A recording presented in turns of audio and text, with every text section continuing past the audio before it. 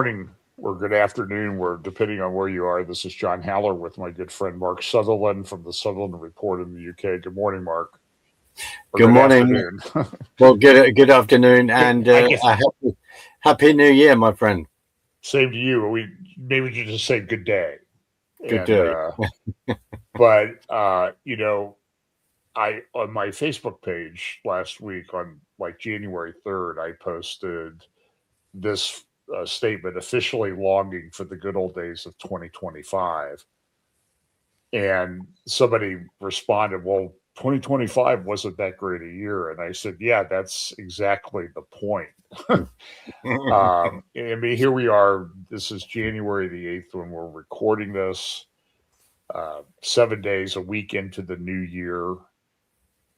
And think I said when we were talking beforehand that we should develop the Sutherland Haller scale of geopolitical earthquakes because we've had a few and they continue. They're sort of rolling things. So I don't know where to start. Maybe we should start with Iran. So what do you think? People are fully aware that we're up to, I think Iran will put itself in 31 different provinces, regions, and that at the moment there are protests in 28 of those. And I'll encourage people to, of course, follow Marzi, who we met when we were at the Christian Summit. John, you can give her full details in a minute. And also to look up Goldie, who was the ex-Canadian politician, I believe, but Iranian.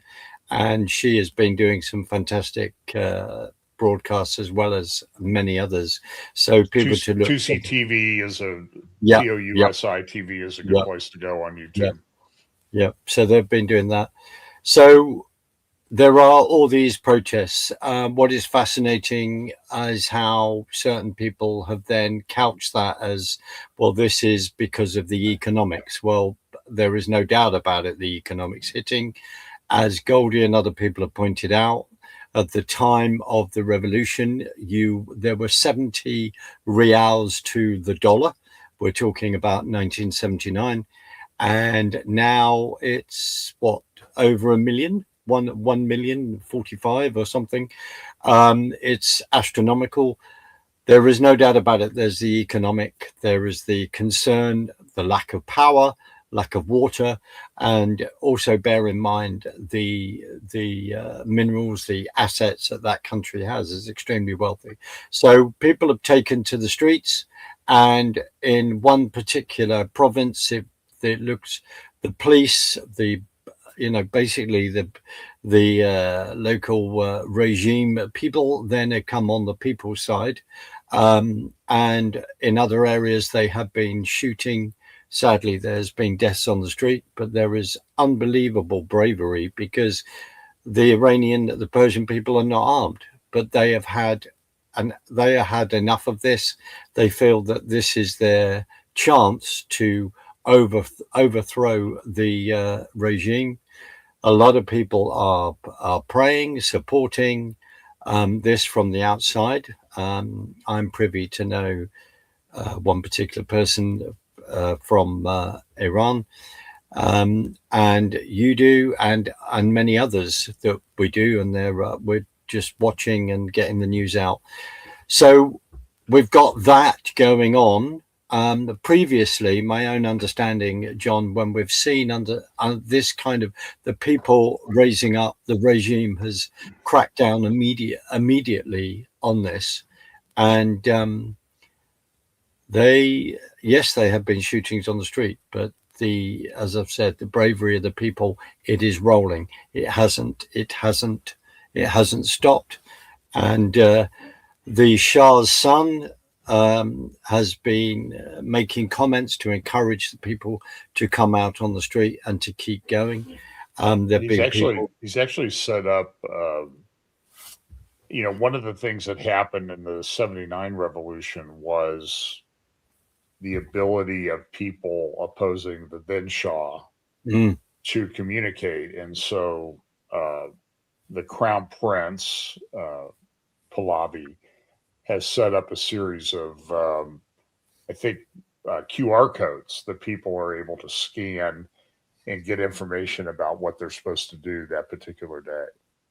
Amazing. And also we've seen, there's been there was one particular street, maybe more, where people are changing the street of the name and putting President Trump's name up there, which is rather interesting, because as the Trump administration, John, has said, we're keeping an eye. You start firing on your people, we are keeping an eye on what's going, and we are lock and loaded and ready to go. So I'm just saying that as a statement. We don't know what, in one sense, we don't know what that means, but in another sense, it does, because if we look back to Obama and Biden, when their behavior in this situation, they really didn't, in my own opinion, back the people at all, John.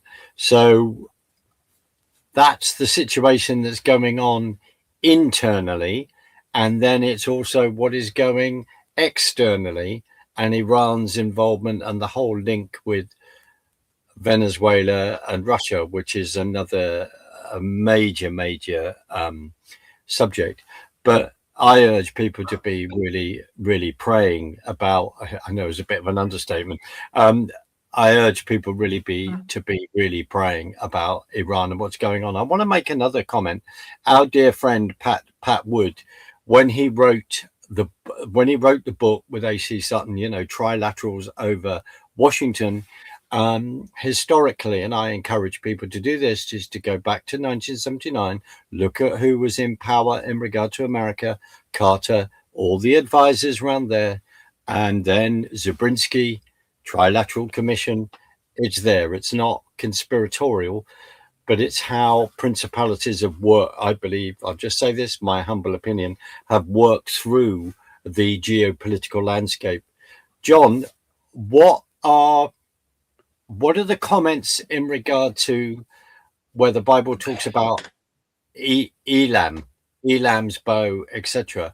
What are the comments from a theological point of view, from an eschatological point of view, in regard to Iran? What's your opinion? Well, certainly, and if you remind me too, I also want to talk about Damascus.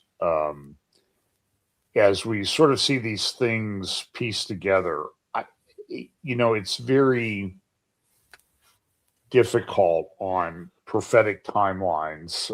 I've often joked at conferences where I speak that the reference in Revelation of 30 minutes of silence in heaven is time set aside for all prophecy teachers to update their charts and timelines.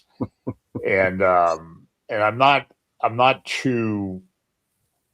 I say that tongue in cheek because I do think that we have a tendency to kind of get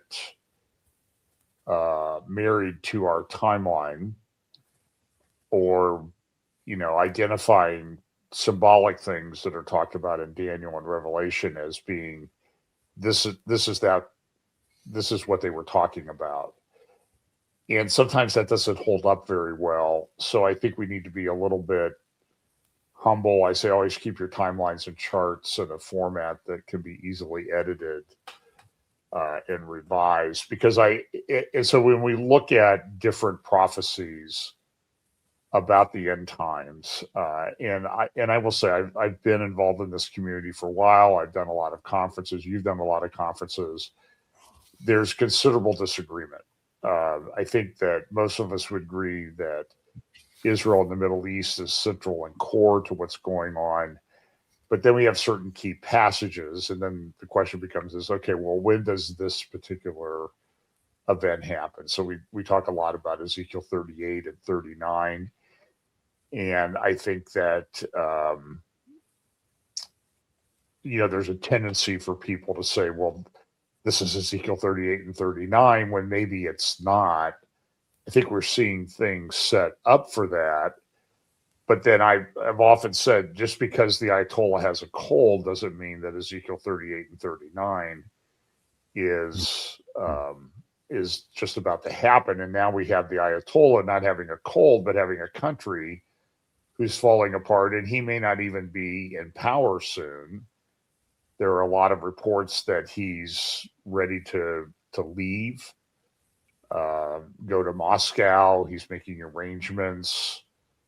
People are saying watch for the Ayatollah and people in the regime to show up in airports around the world where they might own properties.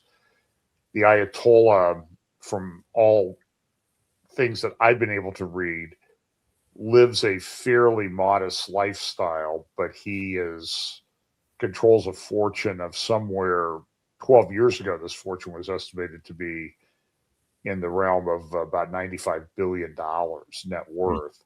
Mm-hmm.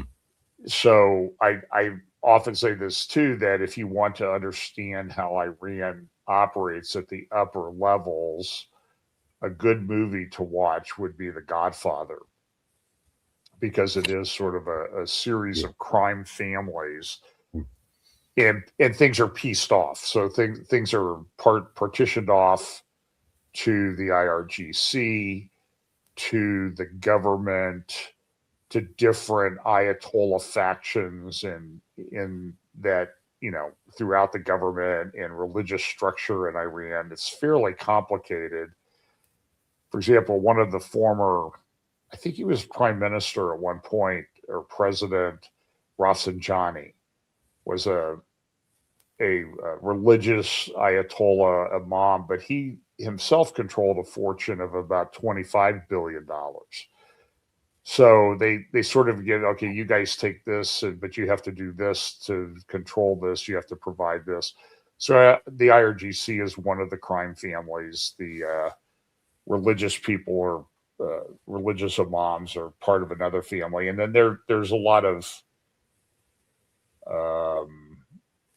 conflict within the various religious aspect of Iran also.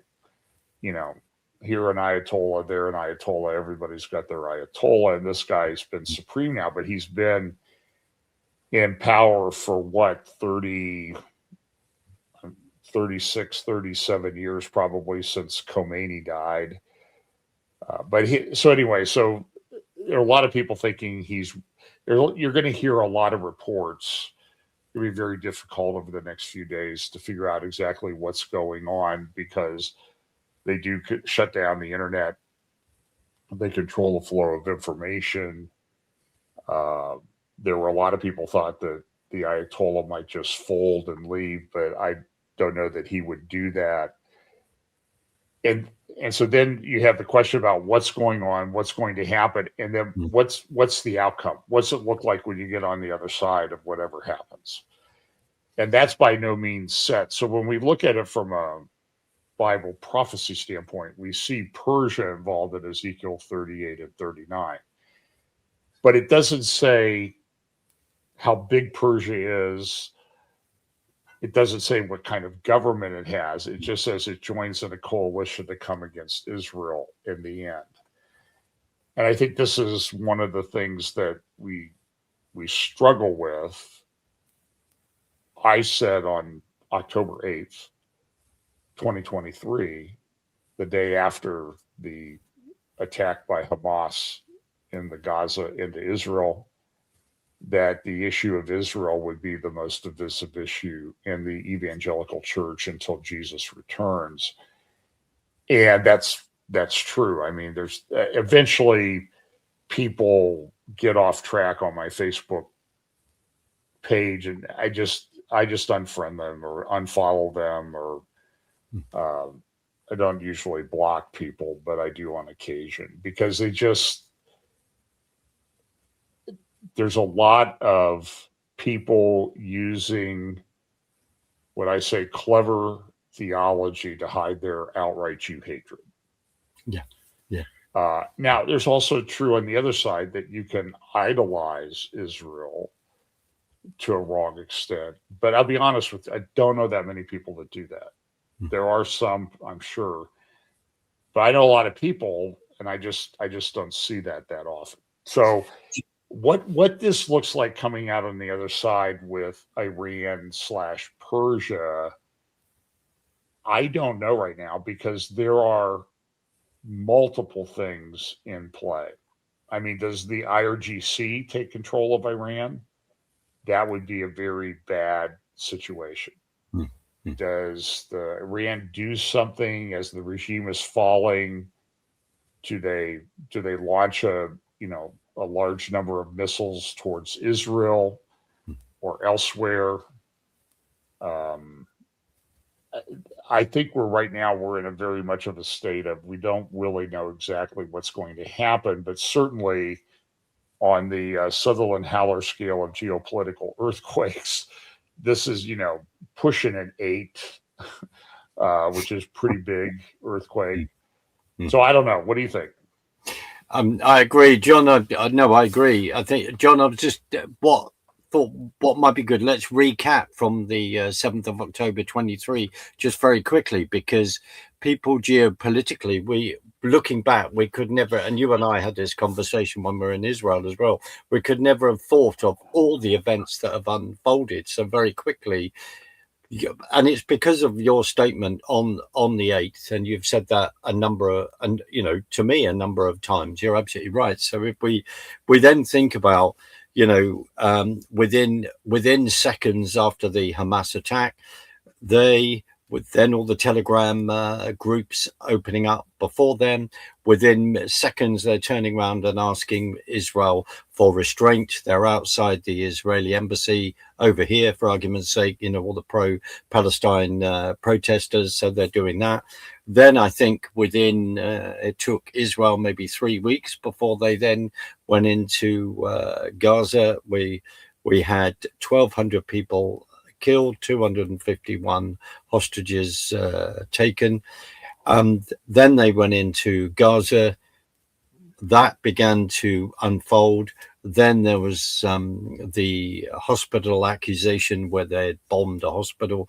They had not. It was then a Hamas missile then misfiring, landing in a car park. Within minutes, the Gaza health authorities going, umpteen people have died. How would they have known?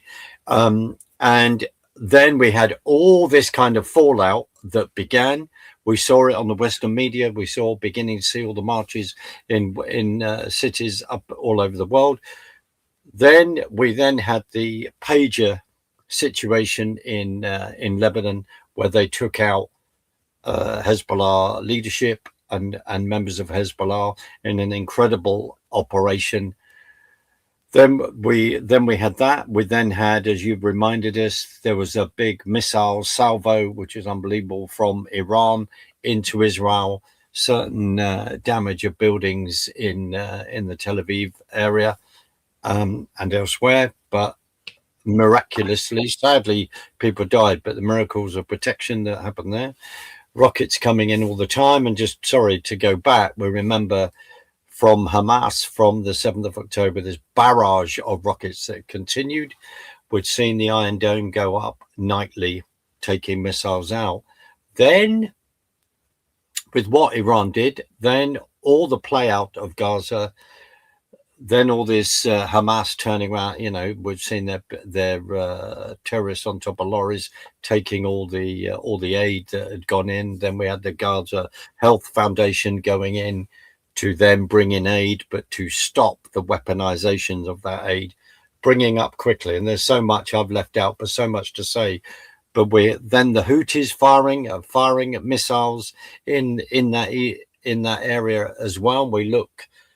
Bear in mind, Israel has just recognized diplomatically Somaliland. Look where that is geographically, the fallout of that. We'll get to Somalia maybe, and all the other fallout, because it all plays in that part. And then coming right up to date, the stealth bombing of the Iranian nuclear infrastructure, and excuse the pun, the fallout of that. They're going into Fordo, etc. So then, as you have quite rightly talked about, the fall of Syria, Assad ends up in Moscow. If Khomeini ends up in Moscow, there could be a very interesting discussion between those two, along with Snowden. I would like to be there to be able to film that. Maybe not, but that would be an interesting discussion. But we look at Don't, if you all. do that, don't drink anything while you're Don't there. drink. I hear you. I Go may on, take go on you. a complete food and water fast. I won't take you as my food taster. I'll take someone else. But we look at all of that, all of this. You know, you and I. It's over a year, just over a year now, of the fall of Assad in Syria. We then have to remind ourselves of the awful atrocities that came against the Druze community, the Alawites, Christians in the southern part of Syria. Then, how much control does Jelani Ajira, the man that turned from from being a terrorist, he says, into a suit, is then gone to be lauded in the White House. There he is playing basketball with CENTCOM generals and all the rest.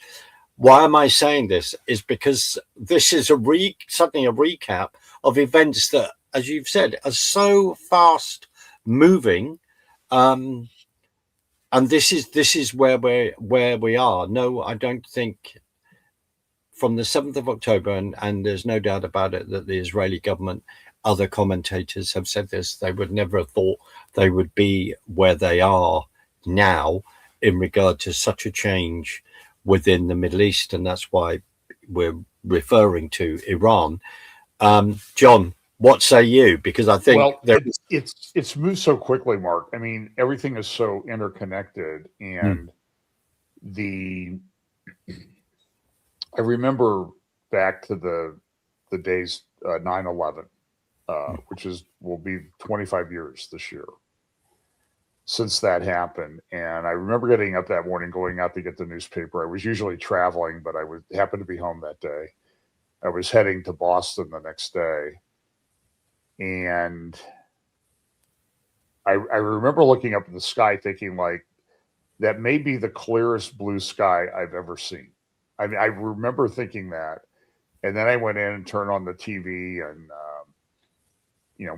some of the morning shows and CNN or whatever, and Fox, and then the reports were a plane had hit. Well, it was a small plane, then it was a big plane, then it was a passenger plane, and then you're watching it, then another plane hits, and then all of a sudden something hit the Pentagon, and then the South Tower collapses, and then just as you're getting that process, there's another plane that's been hijacked, and then the North Tower. I mean, it was just sort of like this cascade of events all day long, and it was like it was disconcerting. I mean, it was kind of difficult to put your head around.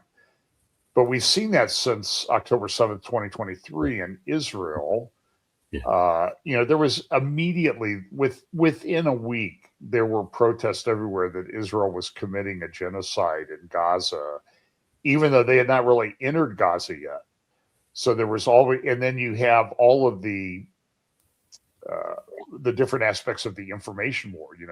Your own BBC has been just absolutely atrocious, and I don't know how many times they have to be proven to be either an outright propaganda outlet or just complete fools in the way they pursue things before somebody just says we need to just shut them down and start over. Yep. And I think there was just a recent report in the Telegraph about, and one of the things is that there's so many bad things going on with outlets like the BBC that it's hard to keep up with how many, where all the different investigations. So can I just quickly make a comment on that? Remember this whole thing of when they made a documentary around a young boy in Gaza, and then we found out that the young boy that they used in this documentary was then linked. His father is involved in the all right, inverted commas, Hamas administration there. But the woman that made that documentary, produced that, has now been was honored in the honors list at Christmas that comes out. I'm not sure whether she's getting an OBE or an MBE for that.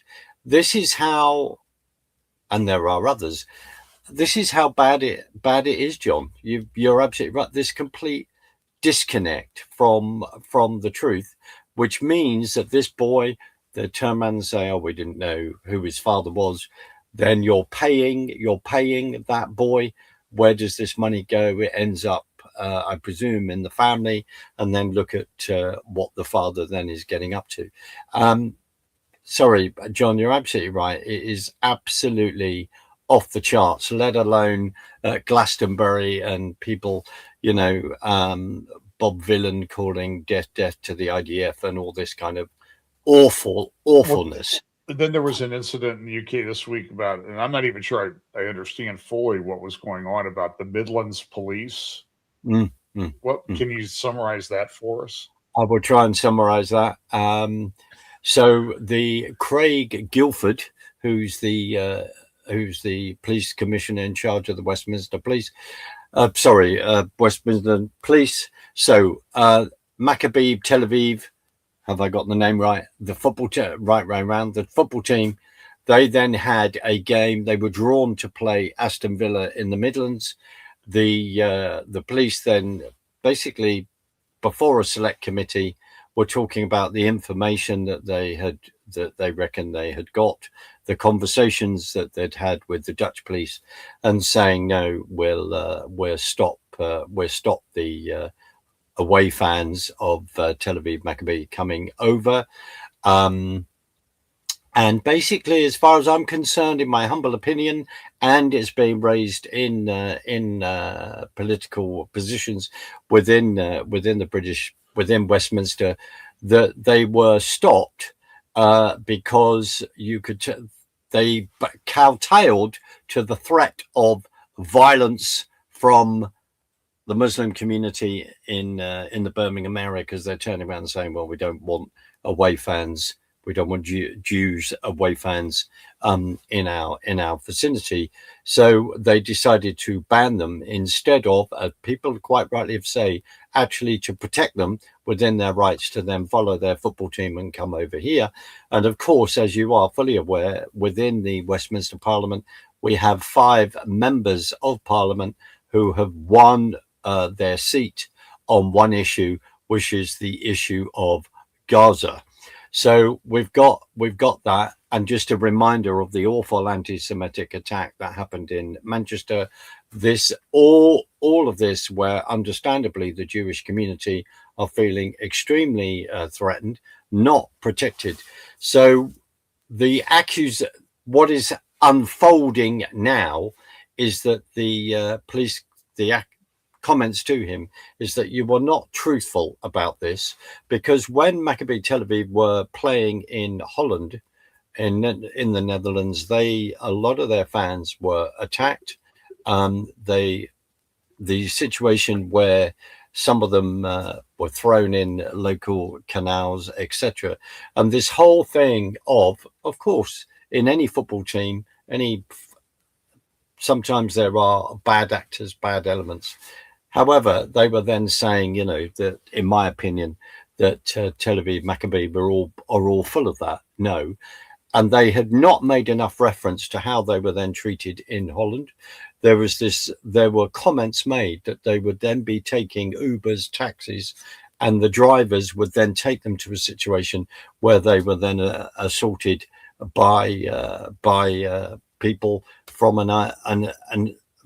by Muslims from an Islamic ideology. So all of this, there needs to be more honesty about this, and incredible journalists like Jake Wallace Simpson have been talking about this, and others, and bringing this to the fore. I think there may be a number of things I've missed out there, but basically what it is, people are not being honest about their motivations of banning the away teams to attend the Aston Villa game.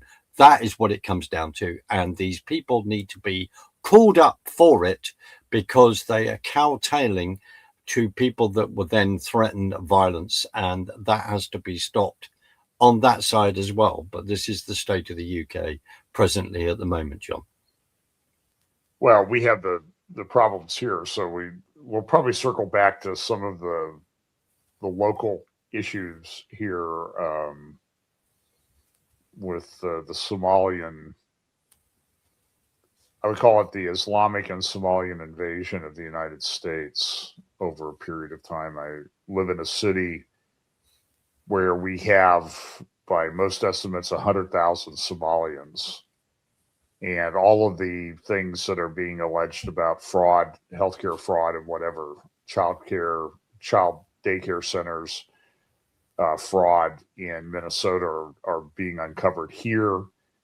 And where I live, I think our governor has been, we'll have a new governor but early next year, but I guess I would describe his response as rather weak on this.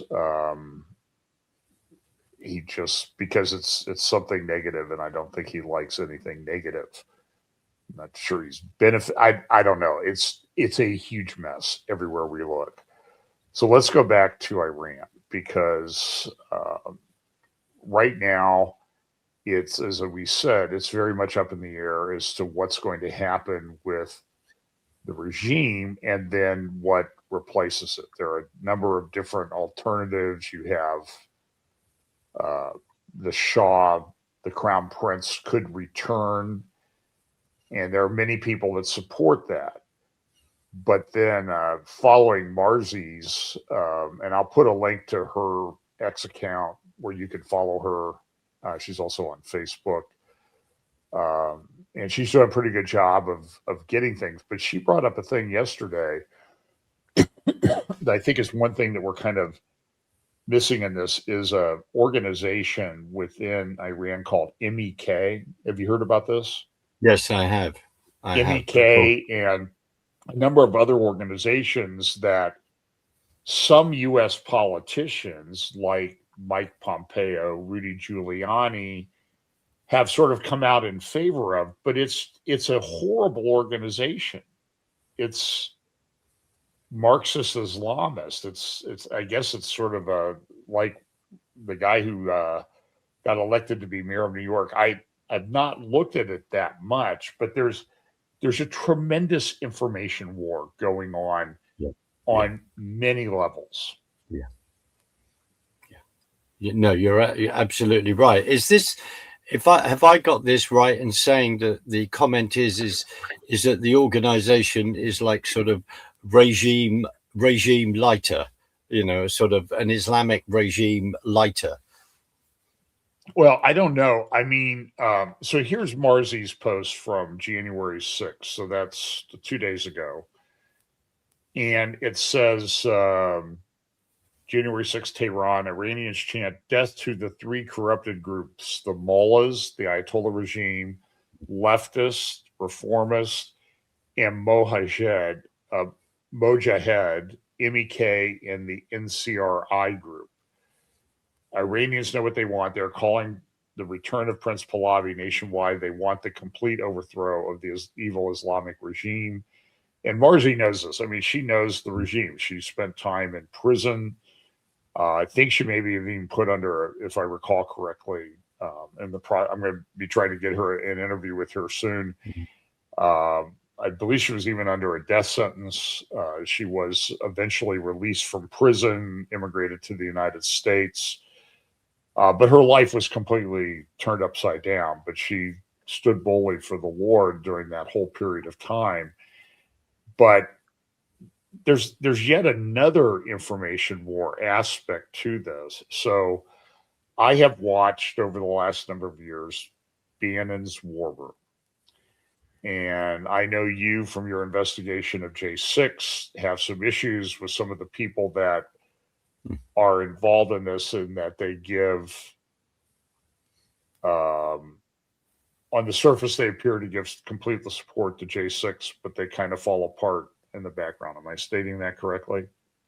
Well, I think their grifting is then eventually revealed. I'll just be that blunt. I'll be that blunt. So on War Room lately, one of the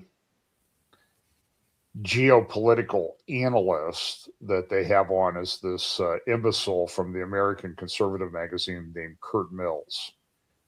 And he's very anti-American. He is essentially somebody called him a leftist in drag, a Soros leftist in drag. I would say he's sort of channeling Pat Buchanan, and he's on Right. there. He's on all the time. I see clips from him every day, and he's a complete geopolitical moron. He does not like any foreign intervention at all, even though and he says it's just not constitutional. Well, the Constitution of the United States supports foreign intervention. There are, provisions in there, and there's always a big argument: is the president exceeding his Article 2 powers by doing this in Venezuela? Was it an emergency? And that's one of those things. It's a political question that gets sorted out later. But this guy gets on there, and this is what he said. For example, on Somaliland. So Israel comes out and says, we're going to recognize Somaliland, which is a breakaway section of Somalia. And and it's in a very strategic position there at the strait leading into the Red Sea, across from Yemen. And so Kurt Mills gets on and he says, well, the reason that you're hearing about Somali fraud in Minnesota is because Israel's pushing that to the front of the press to make Somalis look bad and to make Islamic people look bad. And so it's a Mossad operation, it's one of the most moronic, juvenile, imbecilic public comments that I've ever heard. But the problem was, I don't mind that people say these things, okay? I'm not saying they shouldn't be allowed to say them, but for crying out loud, man, you're a journalist, at least ask a probing question like, what do you mean, you moron, when you say that? I don't understand why this is. And so the journalist class on the right, like a Tucker Carlson, other people, they bring these people on and they never ask them a tough question. Unless you say, I support Israel, and then you will get lambasted. Absolutely. And so I'm diving into Kurt Mills, an American conservative, and Patrick Buchanan. Diana West wrote a great you can Google it. Diana West wrote a great article on her Substack or on her blog about Pat Buchanan, communist, anti-Israel, all these people. And Kurt Mills is just the modern embodiment of that. But now as I'm unpacking him, I find that he's tied into the Quincy Institute, as is Tucker Carlson, as is a guy named Trita Parsi. And so as you unpack that and what the Quincy Institute was, I believe it was funded by the Kochs. It was to the Koch brothers, Koch, who I both think have passed away now, but they poured billions into this thing. And Trita Parsi came from another organization to become sort of its spoke. He was an Iranian lobbyist in Washington. And so other people that I know, Francisco Gil White, have pointed out the love affair that people in our government have had with the Iranian lobby. There was a great expose on the Quincy Institute and Tablet Magazine several years ago. Yeah. That this thing was just a big pro-Iran. It comes out, and we want to stop armed conflicts around the world, but it's all oriented towards pro-Iranian thing. And so the Iranians use it to run cover and say, well, we've never, you hear the Iranian regime say this, we've never attacked anybody. It's the most, all of your proxies that you fund, Hezbollah and Hamas and other people, they attack people, and then you just say, well, we don't have any control over that. We don't know what they're doing, yet there's supply lines that come from you. So there's this information war, and this goes so deep.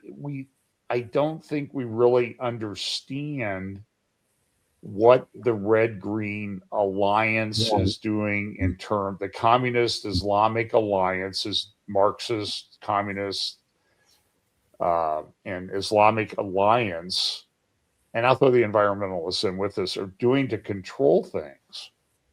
I'll give you one example. So there've been a couple of people charged with interfering with ICE, immigrations and customs enforcement officers, and they went to trial in Washington, D.C. Or they tried to indict them in Washington, D.C., and they were either found not guilty or the indictment never got through out of the grand jury.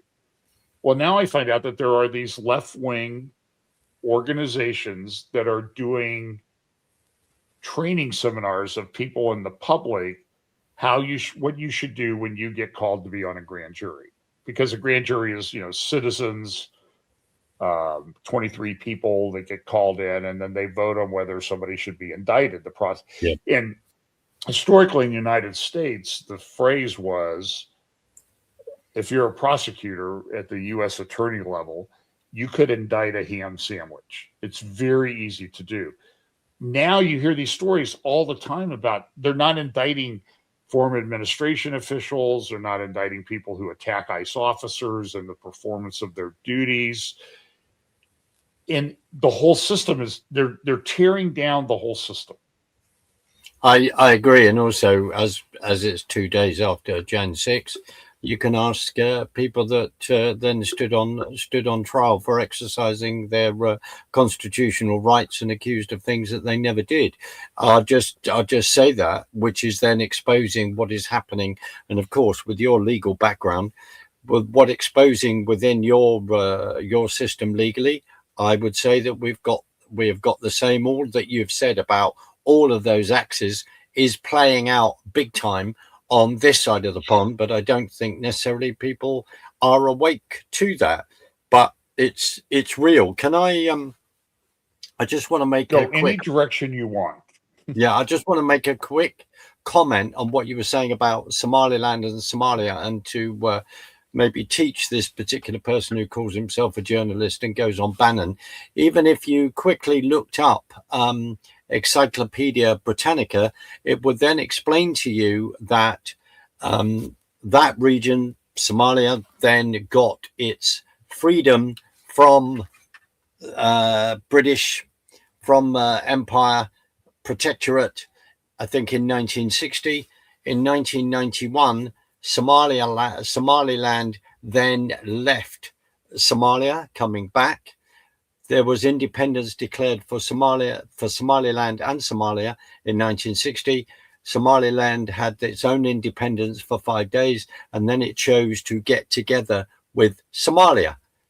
People go and read the Encyclopedia Britannica as one source and others. And before people say, well, maybe they don't get everything right, well, go to Britannica and don't go to Wiki. So there's all of this, of all of that. Then in 1991, Somaliland then declared its separation. If you look at Somaliland, in regard to the amount of terrorist attacks it's had of late, particularly I think since 2008, it's non-existent. They really have been working hard to have democratic elections, to work hard at that kind of thing. Now, of course, there's always a problem, and I will be a bit cynical in when even the EU is turning around and going, they're trying to really work hard and hold proper democratic elections. But we'll put that aside, my bias, but they are doing that. When Israel recognized Somaliland, there were people on the streets who are of an Islamic faith with Israeli flags, kissing them, jumping and celebrating the fact that this had happened. So why can't that be a positive thing? And of course, it's always got to be. It's because Israel was involved.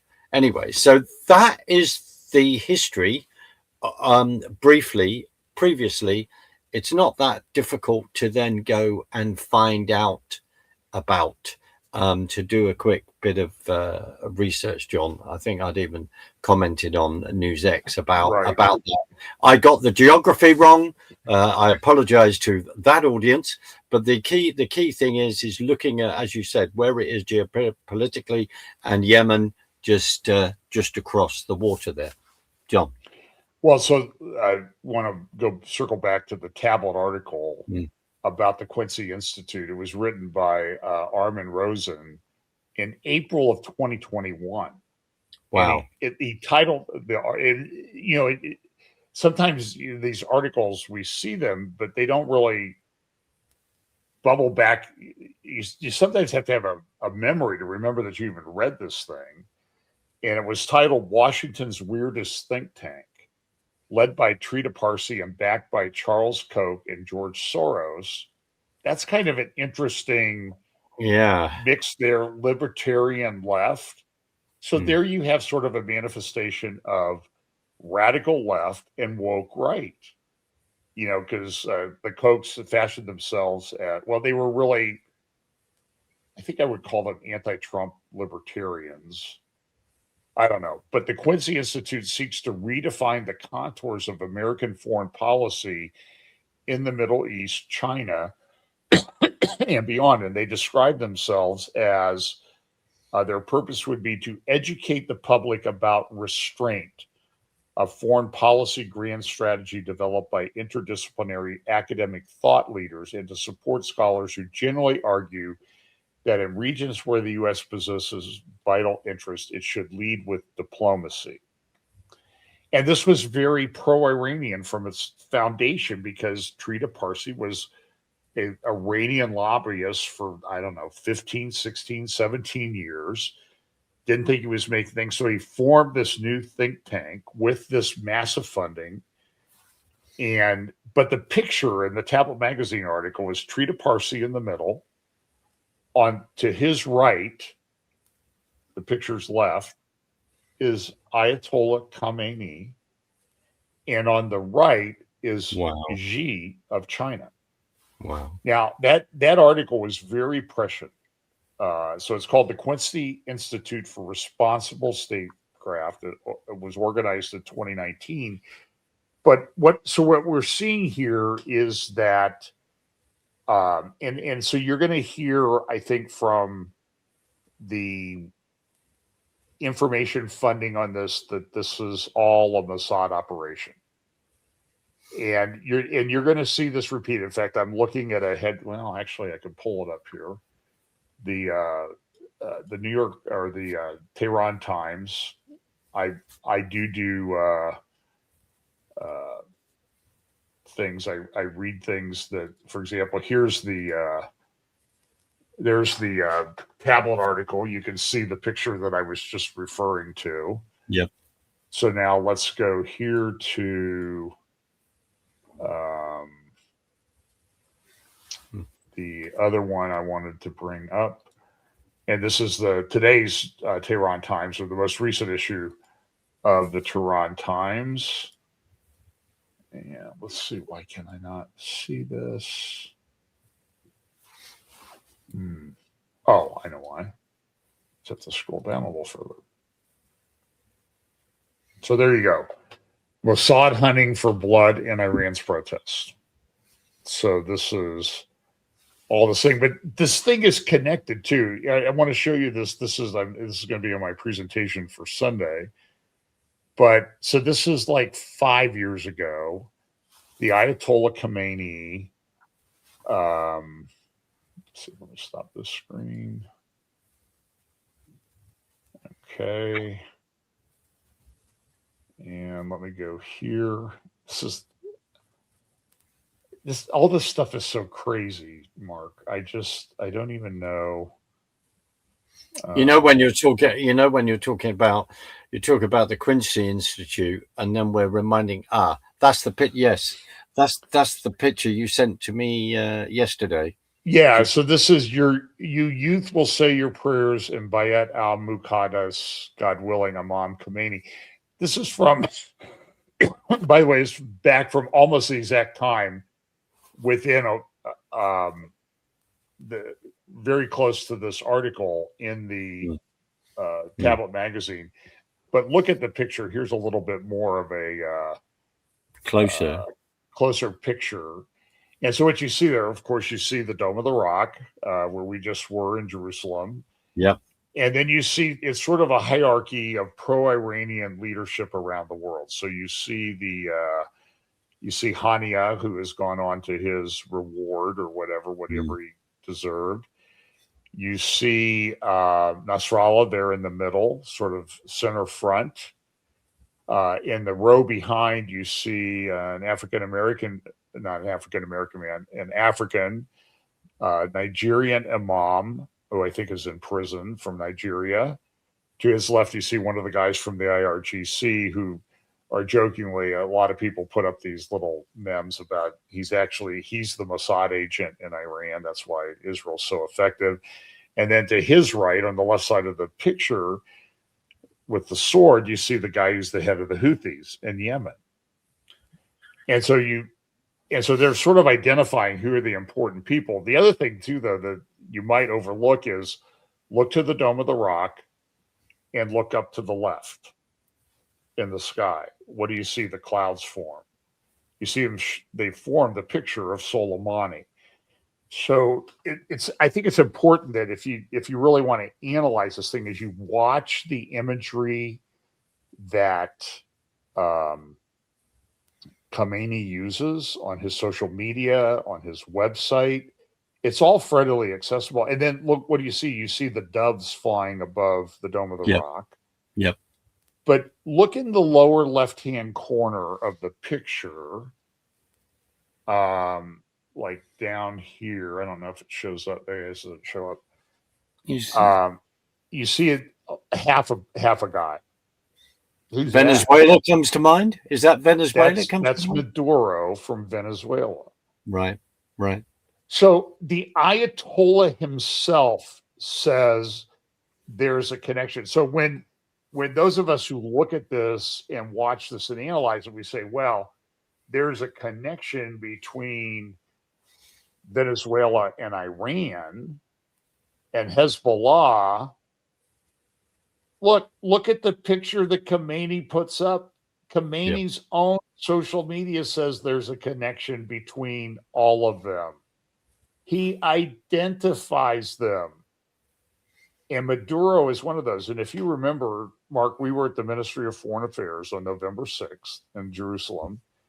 And Sharon Haskell, the Deputy Foreign Minister of Israel, gave us about a 36-minute talk. You can find it on the Government Press Office YouTube channel in the Israeli Government Press Office. And I think it was during that talk she gave us, maybe it was a conversation after, I don't remember, but she said she sees intel all the time about, and this was 2 months ago, about the connection with narco-terrorism and Iran funding Hezbollah in Lebanon, in Syria, and also in Venezuela through narco-terrorist money. And I think you just did, on your Sutherland report, you just did an interview. I don't know if you've posted it yet. I have posted it. I'm just going to tell us about that interview that you just did. No, that's very kind of you. So this book was written by the amazing hang on Rachel. A second, let me stop the screen so you can. Don't worry. So we're raising that whole the whole thing of narco-terrorism. So I have posted it. It's on the Sutherland report. So this is one of 4 books that Rachel Ehrenfeld has written, and this is narco-terrorism. When did she write that? Thank you. She wrote that in 1990. Right now, I'm not best at maths, but that's 36 years ago. Okay. What is very interesting in here is I've just mentioned this. There's one particular chapter on page 113. I recommend people get this book. It's fascinating, as well as chilling. But on page 113, she talks about Colombia, Peru, Venezuela, and Ecuador there. And goes into details. And as I in 1987, I was in I was in Peru. I was doing a charity project there for a couple of months, and she refers to a group, Sendero Luminoso. She's referring to the Marxist terrorists then in Peru, and then all the other Marxist terrorist groups within other South American countries. But please, that'd be very kind. Look up the interview on the Sutherland Report. Rachel has written other books. She wrote a book in 2023, the Soros Agenda. She's written a book, Funding Evil, and she's also written a book called Evil Money, and she is part of the American democracy, or she runs the American Democracy Group. I'll send you a link. We can put that in. Amazing, and has written many articles for many years. And she begins to raise, of course, all of this then, and we talk about that, which is Hezbollah, Hamas, this area there in regard to narco-terrorism. Let's just remind ourselves, Chavez came into Venezuela in 1998. He was voted in 1998. So that Hugo Chavez, right? Yep, Chavez. So that is 38 years ago. Remember, it's all out there at the moment because of what's been going on with Maduro then being extracted from Venezuela. The mineral resources they have, but also big oil. Now you go back and you look at for the fight within Venezuela and other countries in South America for democracy, for democratic running countries, which is also another interesting discussion. So Rachel talks about that, and then we look at the present day. We look at she said in the interview, she said that Khomeini gave a fatwa, or basically a fatwa, saying that it's perfectly legit to be part of, from an Islamic point of view, to be part of the drug trade, because we can push it into America, et al., because it's against the infidels, his words. So, yeah, the complexity of that, which is what has been revealed and what has unfolded. And I'm just going to make this statement. It's another rabbit hole we won't go down, but I find it absolutely fascinating because X is all full of this. And this is why, and it goes back to an important subject to me and many other Americans, which is about Jan 6 and this whole thing of course, the legality of elections and how those elections are then run, the machinery that is then used and the software that is used. I will just leave it at that so we don't have any intercept writs coming at us. However, what is then also being fascinating is looking at Venezuela in regard to how they have then conducted their elections, what they've then used in that regard as well. It's all part of that. Then when you talk about that comment in regard to having a go at Somalians that have come into Minnesota and elsewhere, all these tie-ups, we then have to, our dear friend Trevor Loudon has written a book about Keith Ellison. Of course, he's written about the enemies within, e.g. Keith Ellison has also interesting statements that he's made in regard to what has been the accusations of what's happening in Minnesota.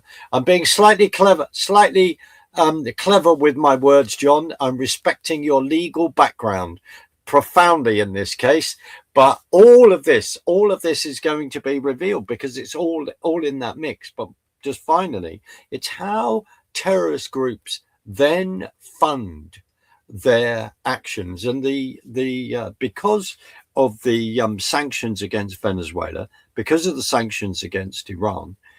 I'm not being clever. I'm just listening to a load of other people on this, where Iran is then saying to Venezuela, we can teach you how to get around the sanctions. We've then got we've got these Russian ghost ships. They've been there for tankers for a number of years. That is how India has been getting oil, being delivered and then putting that on the market. but also these ghost ships then moving this oil around on behalf of China as well. Then it's this whole thing of being able to purchase that outside the petrodollar, whatever we think of the BRICS nations and how powerful they are. Why am I saying this? I'm affirming you when we talk about the complexities of this. The complexities, it's so deep and layered and deep and layered and deep and layered, where people are going, no, this is what we're going to do to fund our courses. A 2-week pursuit across the Atlantic, then the SEAL strike. Absolutely. That's So this London Times, or so UK Times of the when UK. we talk about ghost ships, we're not talking about apparitions painted white and suddenly appearing out of the fog. What we're talking about is ships, how they're registered.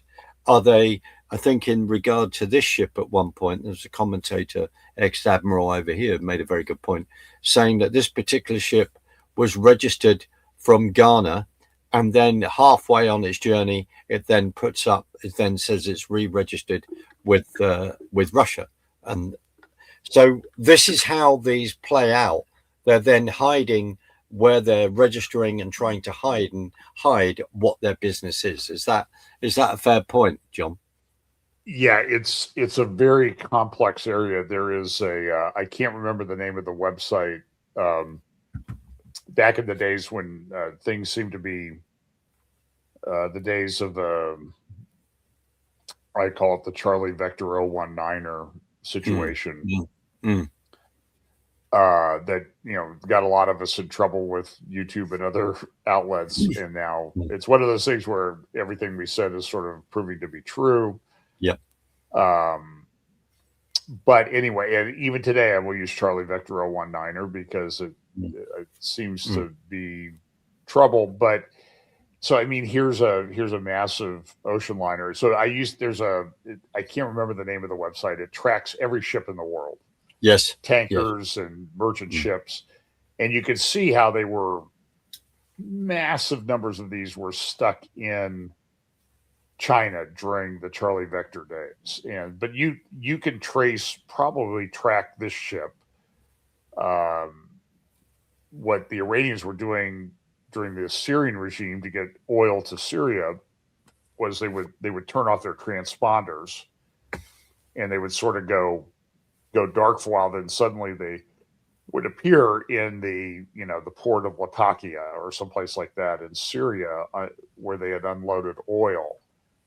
And so Iran is doing this. Russia's doing this too. And so the economic sanctions that are being done is pretty significant.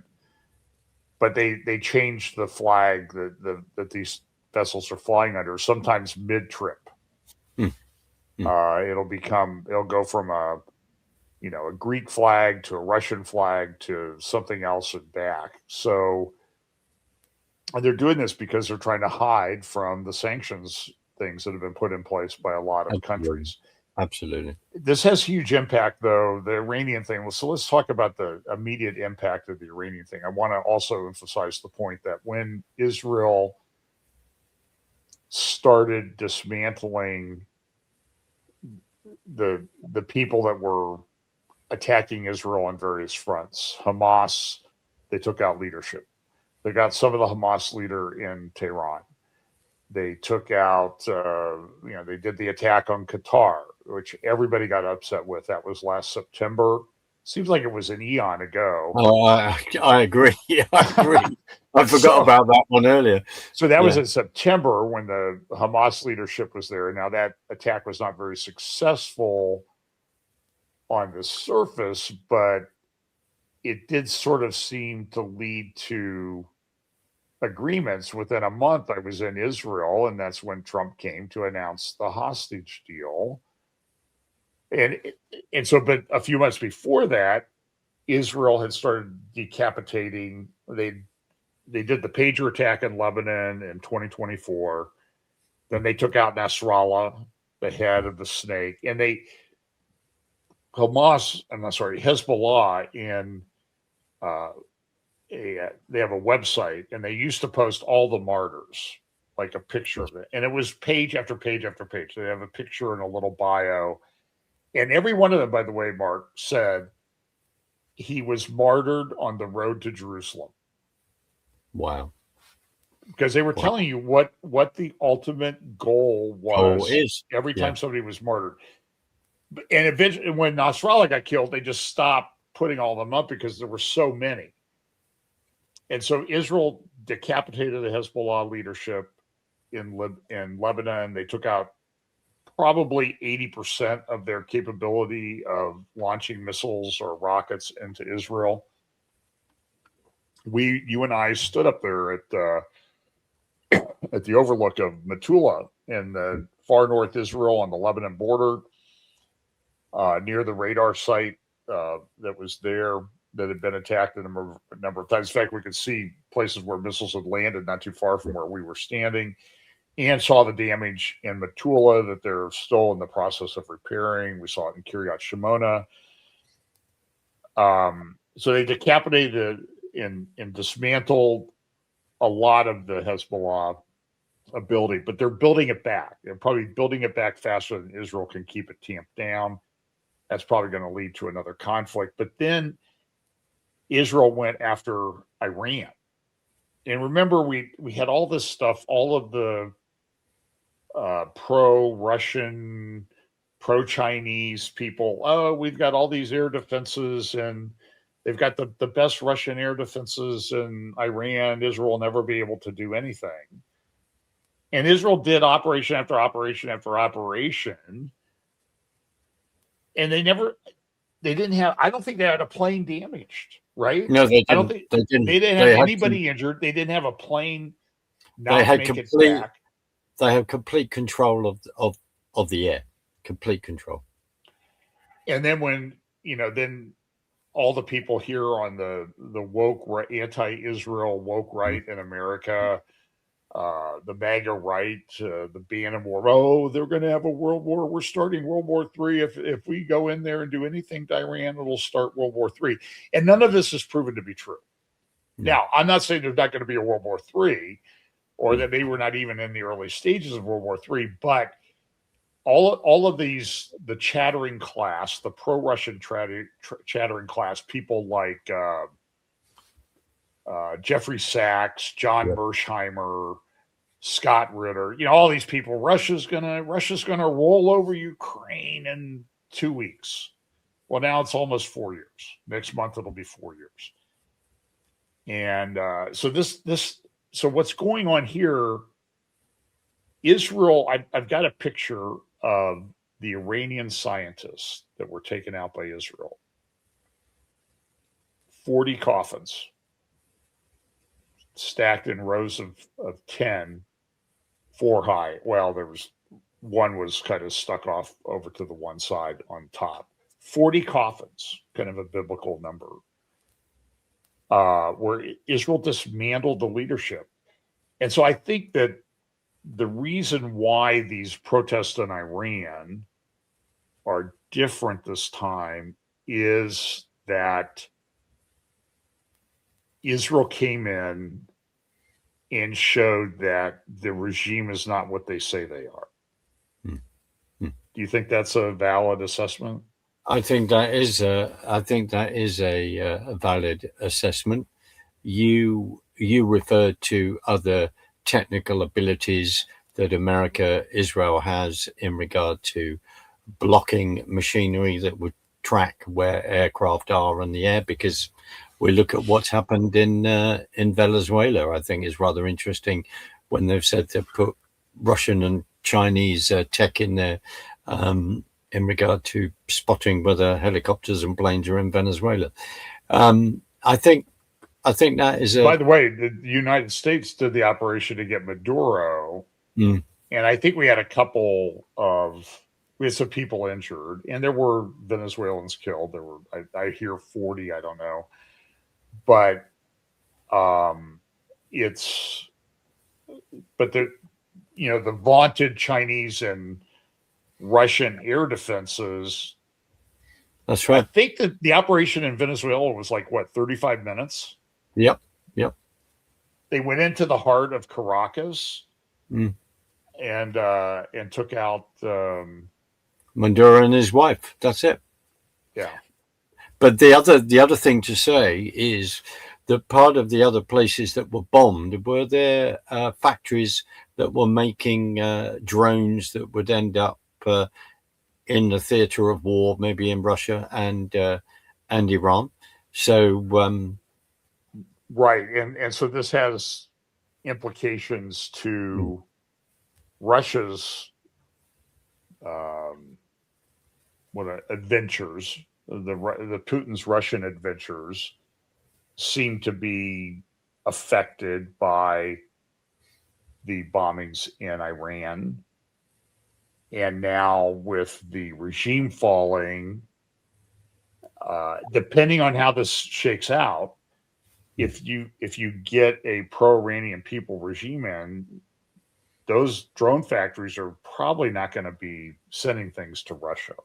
absolutely, and also to throw in the mix here is where China gets oil energy needs that it needs off Russia and elsewhere. So again, we come back to this, John. I'm not just being clever because other people are saying it as well, which is the Trump administration released their strategy, doesn't it? Their 25-page strategy a number of National weeks security ago, strategy, national right? security strategy. And as someone said, they've released it and now they're acting on it. Whether people think that's the rights and wrongs on that, to some on the left, get on with it. But they're acting on that, and this is what is then playing out, because they're saying we don't want Russia, China, we don't want you in the Western Hemisphere. We don't want you in our hemisphere of control. Now, we could go through various conversations about South America, what happened in Guatemala in 1954, and other things. There is so much history to play out. We're not going to go through that. But this is where the accusation of imperialism and all the rest in regard to America. But by taking out Monduro, by exposing what's going on, by exposing the relationships that he then had, or the country has, with Russia, Iran, and China. There was a Chinese delegation, I believe, in Venezuela where Mandaro was meeting them, and then he disappeared. So all of this, that's what they're saying. Get out of our backyard, right? And that's why people have talked about the Monroe Doctrine, and then suddenly it's the Don Roe Doctrine. That is another fascinating history, and when people quote that or misquote it. So all of these factors are there, because, John, here's the big question, right? Iran becomes, quite rightly, it comes back to the incredible Persian people there. They throw off this repressive regime. Now, the ramifications in regard to Europe, in regard to the UK, supposedly we've left the European Union. We haven't. That's another subject. But all these ramifications, and all the ramifications for America in regard to Muslim Brotherhood infiltration on your side, over here, and in Europe, this, since the Ottoman Empire fell in 1924, this is all part of this. And you and I are not sitting here to be clever. We are sitting here because we passionately believe in trying to educate people to the best of our ability. And I'm not saying that we get everything right, but we really are trying to get above the parapet of this quick 30-second soundbite here or this 30-second soundbite there. People are working, Marzi, others, working very hard to get the truth out, because it isn't a 3-minute conversation, John. That's why you and I are going to talk for an hour plus. It isn't that, because it's, as you've said, it's so layered. I'm not going to repeat myself anymore, but I'm just thinking, what are the ramifications of this politically in regard to Western countries, I mean, you've got Mamdani in New York. I'll just say this. Suddenly, he's got a foreign policy office. I didn't realize that New York had a foreign policy office within the mayor, because there he is making comments on what's happened in Venezuela and the threat to New York, people living in New York. Well, what I've seen is the 8 million people that have left Venezuela because of what's gone on are all celebrating the fact that Maduro has disappeared. Your comments, my friend. Well, look, I was reading a post on X this morning. I still like to call them tweets from Laura Logan. Yep. And Laura herself was covering the Muslim Brotherhood revolution in Egypt back in 2013 and was gang raped. So you have to admire the tremendous courage she's shown. I mean, I don't always, like I said, I don't always agree with her, but nevertheless, she was saying that this is really all connected together. And so what we've seen, so I'll say that there's a analyst, foreign policy expert from Israel that I've been following for a while now, Ruth Wasserman Land. She wrote a great article. So let me just sort of put in the Sunni piece of this. Yep. So Ruth, in her, let me pull this up here.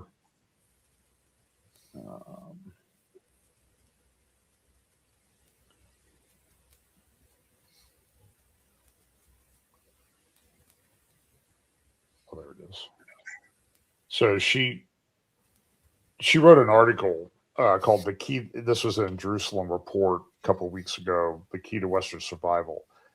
About a week before that, it was actually on the 1-year anniversary of the fall of the Syrian regime. She said on I-24 News, I'll summarize what she said, but it was very astute analysis. And by the way, she's been saying this for a long time. I mean, there's a good interview of her from 10 months ago on State of a Nation with Elon Levy, where she said exactly the same thing. You need to watch Turkey. And she said Syria is on the 1-year anniversary of the fall of the Assad regime. She said, Syria does not really exist. It's a facade. It's Turkey. And so she wrote this article, How Iran's Decline, Turkey's Rise, and the Spread of Islamist Extremism Now Threatens the West's Security. And she's 100% correct that we shouldn't take comfort that the Shia regime seems to be in trouble, because somebody's coming in to fill the vacuum, and Turkey has been coming in. And then David Wormser on the JNS podcast with Dan Diker said this. He talked about the fall of Damascus in December 8th, 2024, falling to the Sunnis, Sunni Islam. And he said, so on the Sutherland Haller scale of geopolitical earthquakes, this one's a 9.9. I think that the Sunnis had taken back Damascus for the first time in over 1,000 years. Now process that. So what you see on the screen is the Umayyad dynasty. It was probably the greatest extent of Muslim control, went all the way into Europe, into France. The Umayyads continued to rule large parts of Spain until 1492, when they were finally booted out. But you see here, from 756 to 1032, Cordoba was the Umayyad capital. And there's a famous church turned into a mosque in Cordoba. And that's significant politically. But what David Wormser's point was that and I'm not saying, I don't think their eschatology is wrong.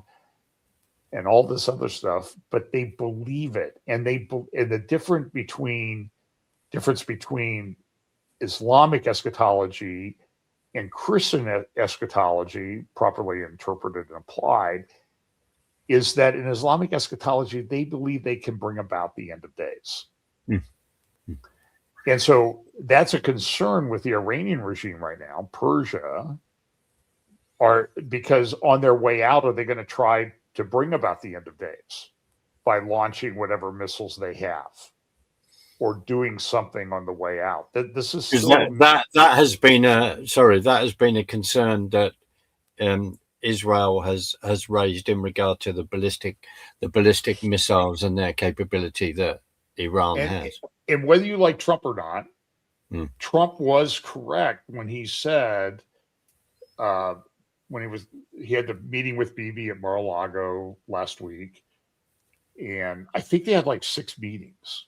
Yes. But one of the things coming out of this, somebody said, well, what are you going to do if they, about the ballistic missile thing? And he said, well, we'll attack it, or the nuclear thing is revived. We'll attack it. If it's ballistic missile, the ballistic missiles we're going to take care of if they are proven to have great capability. If it's nuclear, it'll be fast. I may have them mixed up. One of them is going to be very, very fast. But so what David Wormser said was, you need to understand that the revival of the Umayyad capital, the Sunnis getting control of Damascus, was a geopolitical earthquake. I think our friend, I'll call her a friend, we met her at the Ministry of Foreign Affairs on November 6th, Robin Osman. Remember, we spent some time talking to her. And she did an interview, I think, with Dan Diker. Dan as well. Yeah. On JNS just yesterday or the day before, saying this has been a geopolitical earthquake everywhere you look. So we have these pictures of Erdogan and, of course, the Dome of the Rock. This is all, they're not true pictures, it shows their goal. And then I've used this so many times that I probably will. This was a rally that Erdogan's son held on January 1st, 2025. And I talked about this recently, but it says yesterday, Hagia Sophia, they turned it into a mosque. Today, Umayyad, Damascus, and tomorrow, Al-Aqsa, Jerusalem. And what you find is if you looked at, so there was another rally on January 1st in Istanbul, led by Erdogan's son. And before that, they went to Hagia Sophia Mosque, the largest church ever built in the history of Christianity, is now a mosque in Istanbul. 5 years ago, Erdogan did that. And so first thing they did was they went to morning prayers at Hagia Sophia, standing room only, filled to overflowing, the largest church in the history of Christianity, Muslim prayers. Then they went to the rally and supported their Muslim Brotherhood, Hamas brothers in Gaza. And they did that as a statement, like, we didn't go out and party on New Year's Eve. Yeah. We went to bed and got up early and went to prayers, and now we're marching in front of our Muslim Brotherhood partners. So this is kind of a big deal. So and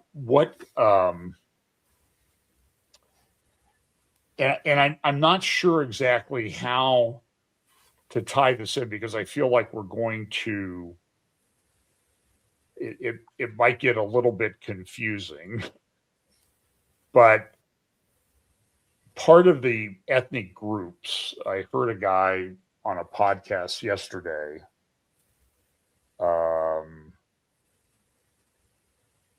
can't remember which program he was on.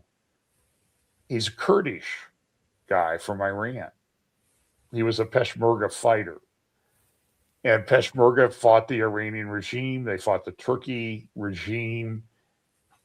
And so the Kurds are, a very large ethnic group in Iran, maybe as many as 12 million people in the Iranian population of 90 million. So they're not insignificant. And how are they going to respond to this? Because the Kurds are spread across 3 countries. There's Kurds in Iraq, Kurds in Iran, and Kurds in Syria. And overnight, we have seen the the Turkish/Syrian regime has launched attacks on Kurdish areas around Aleppo in Syria. Now, it could be one of 2 things. They fear that the Kurds will see the people rising up in Iran and they will do something similar in Syria, which will cause trouble for the new Turkish-Syrian regime there. But, and by the way, I just want to say the Umayyad Mosque in Damascus is still very central and core to this.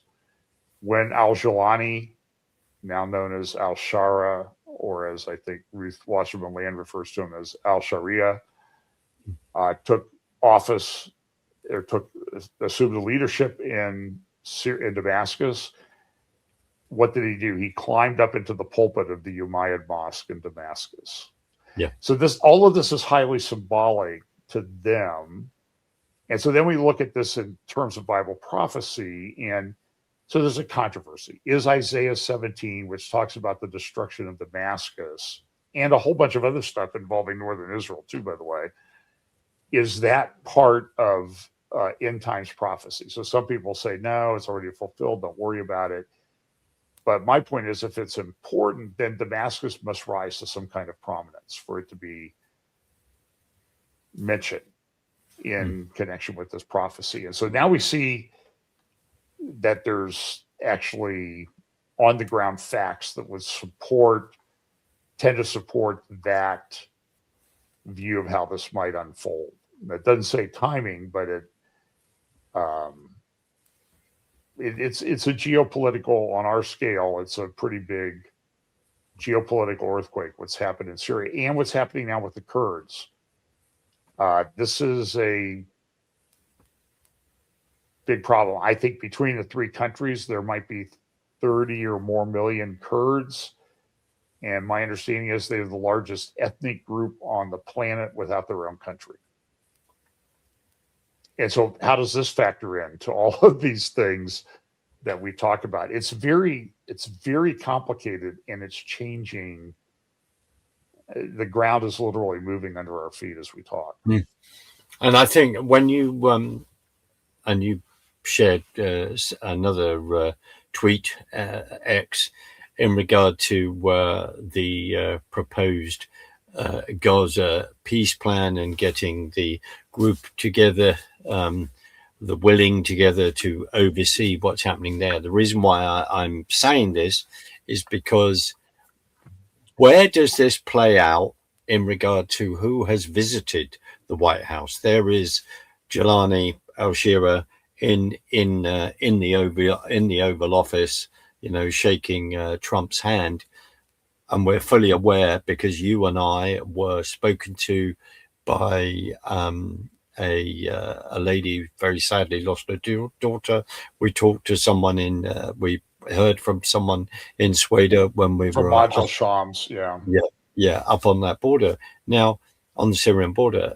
So what about MB? What about Saudi Arabia? What are coming to the White House as well? The whole thing. You and I covered the Doha Qatar Love-In Forum with Tucker Carlson, and how was a month ago, by the way. Yeah, I mean, again, look at how time has gone on.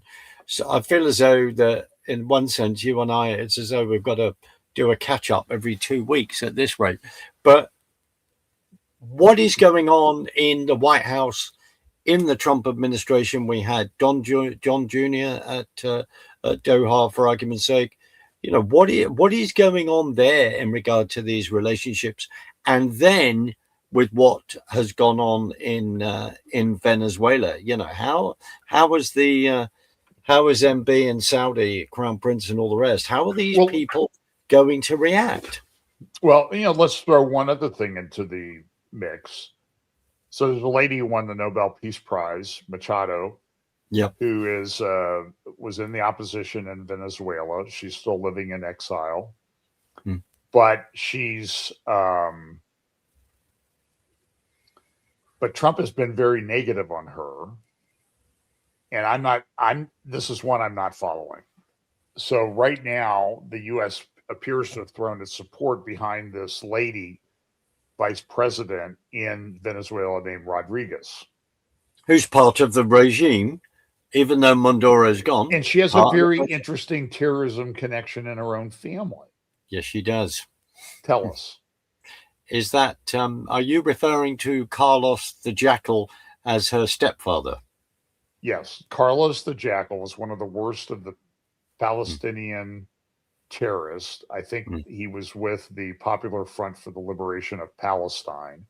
It's an Islamic terrorist group. He was born in Venezuela. He's by the way, he's convicted of murder, got sentenced to 3 life terms, and he still lives in a prison in France. But his stepdaughter is this Rodriguez gal who seems to be being pushed by the Trump administration, at least right now, to take charge of Venezuela. And I don't understand this. While this is going on, there are talks going on, or maybe they have just finished in Paris about Ukraine, Russia, and then Trump comes out yesterday and says, I'm going to announce my board of peace any day now. Yeah. Well, the board of peace in that tweet you sent me, the board of peace, you go through that, they're all anti-Israel. They are suddenly, Turkey's thinking, oh, fantastic, we could be in the backyard there. And then, of course, Egypt and all the rest. So, well, this is an interesting thing, Mark, because I happened to be in Washington, D.C. on business on September 13th, 1993. And one of my friends from high school was a newly elected congressman from Arizona. And by the way, very liberal politics, left Harvard undergrad, Yale Law, and very liberal Democrat, but he was my friend. Okay. And so I went over to his office and he was excited because the day before he'd been over at the White House on September 13th when the famous handshake took place between Arafat and not Perez, the other guy, Yitzhak Rabin. Perez was there though. Perez was standing there with Yitzhak Rabin. Yitzhak Rabin, yeah. I do apologize. And so then started several decades of this ridiculous notion that there could be a 2-state solution in Israel, which was never a 2-state solution. It was additional state solution because they had a 2-state solution. It was Israel and Jordan, but that never, and then they got Gaza, and then they got some control in the West Bank, Judea, Samaria areas. And now, so they have Jordan, they have Gaza, and they want and you're referring to the Oslo agreements, the Oslo Accords. And so, but if you talk to people in Israel, even people who supported the Oslo Accords, they eventually, for the most part, have come to the realization that this is not going to happen. Don't see it happening in any of the next several generations in Israel. But then Trump came in and entered through Jared Kushner and introduced this thing called the Abraham Accords. And so my question is that I want to ask some people in Israel, when are you going to come to the realization that maybe the Abraham Accords are only a different form of the Oslo Accords? And reality is going to hit you in the face with those too. Because I'm seeing Muslim Brotherhood tied imams getting a lot of acceptance right now in Saudi Arabia. I've got the videos. Well, I just was watching them yesterday, and they're saying go kill the 50 Jews at Friday prayers at the Prophet's Mosque in Medina, Saudi Arabia last Friday. Well, I'm glad you've got the receipts. Yeah. Well, that again is, without sounding silly, this is a profoundly important discussion to have, because in regard to anything that then wants to push forward and divide the land, then there are huge ramifications for those individually, administratively, and for your country. That has to be borne in mind from our Christian biblical perspective, which has been. But I'm looking at a picture from a video from last night in Iran showing a string of Starlink satellites in the sky, visible. I mean, and so that may be a big change factor here too, that they'll be able to communicate through Starlink internet among themselves, and the regime may not be able to shut that down. Someone had put on X a couple of days ago, I think, they're saying that President Trump needs to get Elon Musk in the White House and have that conversation. So I'm not saying they've had that conversation, but I think that's happening, and I'm already seeing pictures of massive amounts of Starlink routers being manufactured and boxed up. And I think I know where they're headed. That is fascinating. Yeah. Again, what I'm saying is, it's like, okay, so you thought you understood everything that's going on. Okay, that was 30 seconds ago. Let's talk about what's happened in the last 10 minutes. Yeah. When I say it respectfully to people, because some of those people I know, when we're going back to charts, when we're saying, oh, this is how I think things are going to play out, other people have said it, you've said it, that we're sitting back because it's far more nuanced and then layered and complicated, and then various things are all happening at the same time than we would ever imagine. You and I have said this to each other on a number of occasions, and we keep saying it to each other because it is so important. And then at times we're so absorbed by the information because we're working to try and get things right, and then in the end we don't have time to do anything else in life, but that's another story. But you'll love this one, Mark. You'll love this one coming from the UK. Sorry to interrupt you. No, don't worry. Okay. This is a video just posted on X. The president of Austria, Alexander van der Bellen, he said this in this video, just posted. With increasing Islamophobia, the day will come where we have to ask all women to wear a headscarf to show solidarity with those who do so for religious reasons. I saw that this morning. Yes, well, it's a family show. I'll try not to swear. It's ridiculous. I know there's initials WT, and you can fill in the blank on the last initial. And you're like, you see this, and it's like, these people are completely insane. But you have this, I mean, we could do hours about what's going on in the UK on this issue. Absolutely. Well, the thing is that this whole thing of where they want to define Islamophobia. So we are now, we've got 30 to 33 people a day in this country having a knock on the door saying someone's complained about your tweet or your social media post. We're not happy about this. So attacking free speech. If you have a concern about something, if you don't like spiders, then you would have a phobia. If you are then concerned about the ideology of Islam and looking at the history, looking at the incredible work by Raymond Ibrahim, Robert Spencer, who we had the privilege to interview a few weeks ago, and there's a long list, Bill Warner, a long list. Then quite rightly, we have our concern. You've already put a chart up in regard to looking at European history.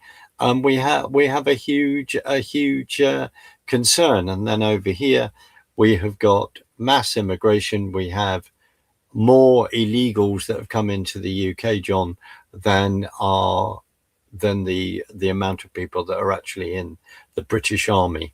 So we have a beyond problem, and the fact that the countries of the willing, e.g., the UK and Macron and Starmer and France rather, and Starmer and Macron's lobby, where they're saying, well, we'll put troops on the ground to in regard to a peace plan between Ukraine and Russia. Oh, you'll do that, but you will not police the border, Dover Channel coming over. You will not police that and stop the illegal immigration that came over. Just make this reference to why this was important.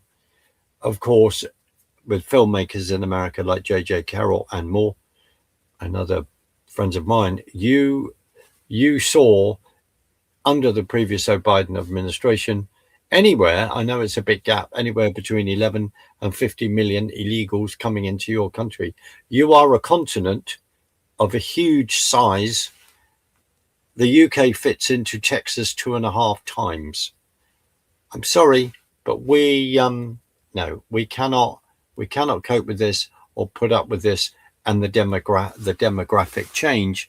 And to even say that, we are now at a point where people will prosecute people for even having this mature free speech discussion, because they are clamping down on that. They want to clamp down on that. And that's why, John, I turn around and go, well, with what's happening in Iran, the effects that that's then going to have over here in regard to, right, people in Iran are turning around and saying, we want freedom since 1979, the red, green, we're going back to certain things, the red, green axis and all this. That's playing out within the UK and UK politics. As much as that may be a very uncomfortable discussion to have, that's the truth. That's the truth of it, John, in my humble opinion. That's what's playing out. Yeah, I'm even seeing it's supposedly reported from memory that they're giving passports to the Hezbollah operatives in Venezuela so they can go elsewhere. Well, what about the? Well, that's just unbelievable. What about when you 10,000 Venezuelan passports have been issued to Hezbollah operatives to get free access to 130 countries, including 26 European countries. Wow. And then we've got that comment from someone in Austria, and people need to wake up. But remember, we're run by the Prime Minister of the UK, who I did not vote for. Let's just clarify that. He comes under this, I am an international lawyer. And when he was asked, Davos or Westminster, he said, well, I'd rather, to Emily Maitlis, I'd rather deal with Davos every time. I can get more done. When it's this whole attack on national borders and mass immigration is that. And when Venezuela is turning around and going to thousands of Hezbollah operatives, we're now offer you a passport. What the huge signal of that, of where these people are going to go? That's rather frightening, John, in my opinion. Yeah, it's there was something else I wanted to bring up. Well, just quickly, Rachel, in her book in 1990, sure, began to lay out all of this. That's why at times she's been unpopular, but also, trying to make the American administrations over the years wake up to this. It's now, well, the horse has bolted, respectfully. Now we have to trying to wake up to this belatedly. But yeah. Yeah, it's well, so let's talk a little bit. So you tell us a little bit about the immigration issue in the United Kingdom.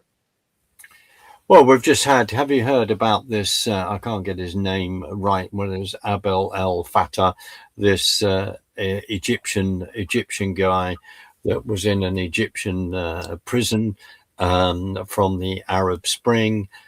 He is then, according to Herr Starmer, the Prime Minister of the UK, turned around and said, "Well, part of my government has been one of its top priorities was to get this man from Egypt into this country and to give him citizenship." That's been one of the top priorities of this government. When you go through that man's X feed and you find the anti-Semitic comments that man has had, he immediately should be on a boat and sent back to Egypt. But that is not going to happen, John, at all, according to basically they're just gaslighting us. What is very interesting in the southern part of the country, people are in an area, I'll call it an area of Crowborough, an area I know extremely well, where they've kicked out army cadets, scouts out of using a particular old army barracks, which they're then working to bring up to standard and refurbish, and they are now filling that with illegal immigrants in that area, in a very, very leafy part of the world. And people have been protesting in Crowborough. This is not acceptable. And the council have even been putting up cameras so they can monitor people's groups, people walking, I'm sure, in the street. So they must think maybe that there's going to be a problem. I mean, this is ridiculous because they're turning around and saying, "Oh, we're going to get them out of hotels. We are now getting them into places like this." John, we just have an unbelievable, crazy situation when they have no intention of stopping mass immigration coming in illegally into this country. They have no intention of doing that. And let's just refer to the previous government under Boris Johnson when he opened the doors into legal immigration, and there's a load of other things that he then did. I mean, this is mad. The present Prime Minister said, "Oh, we will come in." Sorry, I end up doing an impersonation of him because he just sounds like a complete Doctor Who Dalek. But he said, "We will come in and we will smash the gangs." Well, he's got no intention of smashing the gangs. If you want to do it, it's very simple.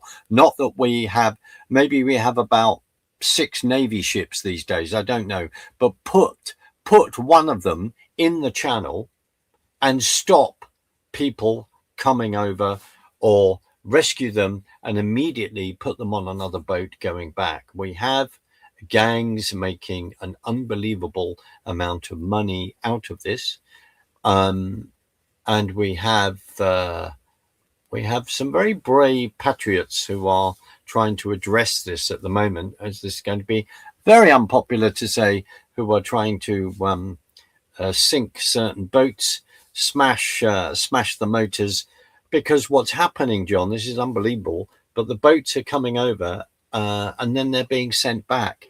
So there's an massive NGO trade going on, and because we're so immersed in left-wing ideology on this side of the pond, this is where we're at, because we are absorbing people that we know nothing about, that are coming over, taking resources from this country that we cannot afford. And we now have a chancellor of this government who then don't believe in any basis of any economics whatsoever. So we are seeing the deliberate destruction, in my humble opinion, of the United Kingdom, and to then change it into a certain ideological way of thinking. Your president turned around and said, "We have something at the top of the country in the North Sea called oil. Why are you not pumping that and generating income for your country?" But Norway who also has access to the same fields is because, you know, we are run, saying it calmly, we are run by utter ideological lunatics. And that is where we've come. And I referred to it earlier when you asked me about Maccabi Tel Aviv, when we have got 5 members of parliament in parliament who they're there only on one ticket, which is Gaza. So here we are at. I believe that at this rate we are profoundly. That's if we have another election. Our next election is supposed to be in 2029. I'm not even sure that we may even get that far at this rate. And some people say, well, what kind of prophetic insight do you have to that? I don't. But I'll tell you what, learning from Venezuela and elsewhere, we have to learn how suddenly elections are then manipulated. We could see the Labour Party joining with the Green lunatics and everyone else to make sure that no populist party wins. I'll just finally say this. There is a comment that was made in New York that out of the 9 million people that maybe live there, I'm not sure, we'll have to look this up, that maybe only 1.5 million, this was a comment that dear Rachel made, that only 1.5 million actually bothered to vote. I need to check this. So same with our election, in the fact that in 2024, where 40%, just under 40% of the people that were entitled to vote decided not to vote. So I am not saying that there is a political solution for a spiritual problem, because there isn't. And as much as this is uncomfortable to hear to some, I do believe that we are majorly as a country under judgment. And that is down to God, whether he wishes to turn that around.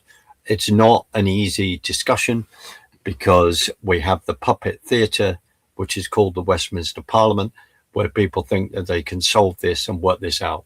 But as a nation, we have walked away from Scripture. We've walked away from the Bible. Now, to some, we might have had just a thin veneer of Christianity in this country if we look through history. Again, that's not going to be popular to hear by some people because of our pagan heritage. We've then had a thin veneer of establishment Christianity. And for many, many years, people undermining that, whether you had the Bishop of Durham in the past going that the resurrection was a conjuring trick of old bones. And I quote, we have then got the Church of England that is so LGBTQI and all the rest, and denying what Scripture says. That is the state of this nation. And also people that don't have an eschatological view and think that everything is going to turn around and it's all going to be fun. They then don't believe in their nation and what it stands for. But as Scripture says, in those days, people will still marry, people will still be drinking, people will still be having a wonderful time and not paying attention to the signs that are out there, flashing red, brighter and brighter and brighter. And then you and I come on and make ourselves even more unpopular because, and I'm certainly not, nor are you, calling ourselves any great people or any special people, but I understand Ezekiel 33 says it. If we do not put the warning to our mouth, if we do not blow our shofar as loud as we can and warn about what's coming, then the judgment is on us, and we are trying to warn people. Am I happy on the one hand to say this? No, I'm not. But I do believe that is the reality. And we go back to your reference to Charlie Victor, etc. We look at how the church in this country failed at that point massively, and swallowed the Kool-Aid and anything that came over from the BBC propaganda. And also the other thing is, John, is that we have such blatant replacement theology teaching in this country, and not an understanding of that, and not wanting to face the reality of what's going on. And of course, I can honestly say to you, you know, my phone is ringing off the hook with people inviting me to come and speak. The answer's not. that is Yeah. that is that is that is not happening. But it isn't about me. We are getting to the narrow, sticky end of the stick, as someone quotes to me regularly, far sooner than we maybe even imagine. And we need to wake up to what is going on. But this is also it's also in God's hands. We may not fully like the way certain things are unfolding, but Scripture makes that very, very clear. But there is also huge denial. Anyway, that's my piece on that, John. Well, so let's talk about one more thing. Since we've been going, this amazing how fast this has gone by, at least for me. And for me, So we had the Somalian allegations of Somalian fraud. Hmm. It's happening in Minneapolis. It's happening here in Columbus, and people are going out there and they're getting literally threatened for having the audacity to come and film that there are no children at this daycare center that's getting all this funding. We've seen this in Minneapolis. Enough. and a quick shout out to that brave podcaster. I can't think of his name. He has been over here and in Ireland. Who Is it who Shirley or something? Kevin something, I think. Yeah. Anyway, and the great fact guy. that the work is done. Yeah, And there are people doing that here in Columbus. good. And then I saw an interview yesterday with the new mayor of Seattle, Katie Wilson.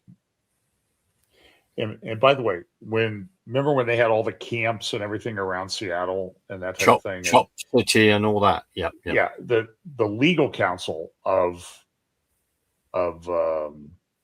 Seattle was a guy I used to work with here in Columbus. He went out to Seattle, became the leftist legal counsel of the city of Seattle. Now I've not talked to him in 40 years, but it's amazing. So the mayor of Seattle is a socialist, just like Mamdani is a socialist, leftist, Marxist, Islamist. She's a socialist. And so she's on KOMO News, KOMO News in Seattle just yesterday. And she came out, she demonized independent journalists investigating daycare fraud. And she was asked, are you going to investigate the allegations of fraud in this area in Seattle? And she said, no. She said she doesn't believe there is fraud and that daycares are only being investigated because of their, quote, identity. So this is leftist identity politics.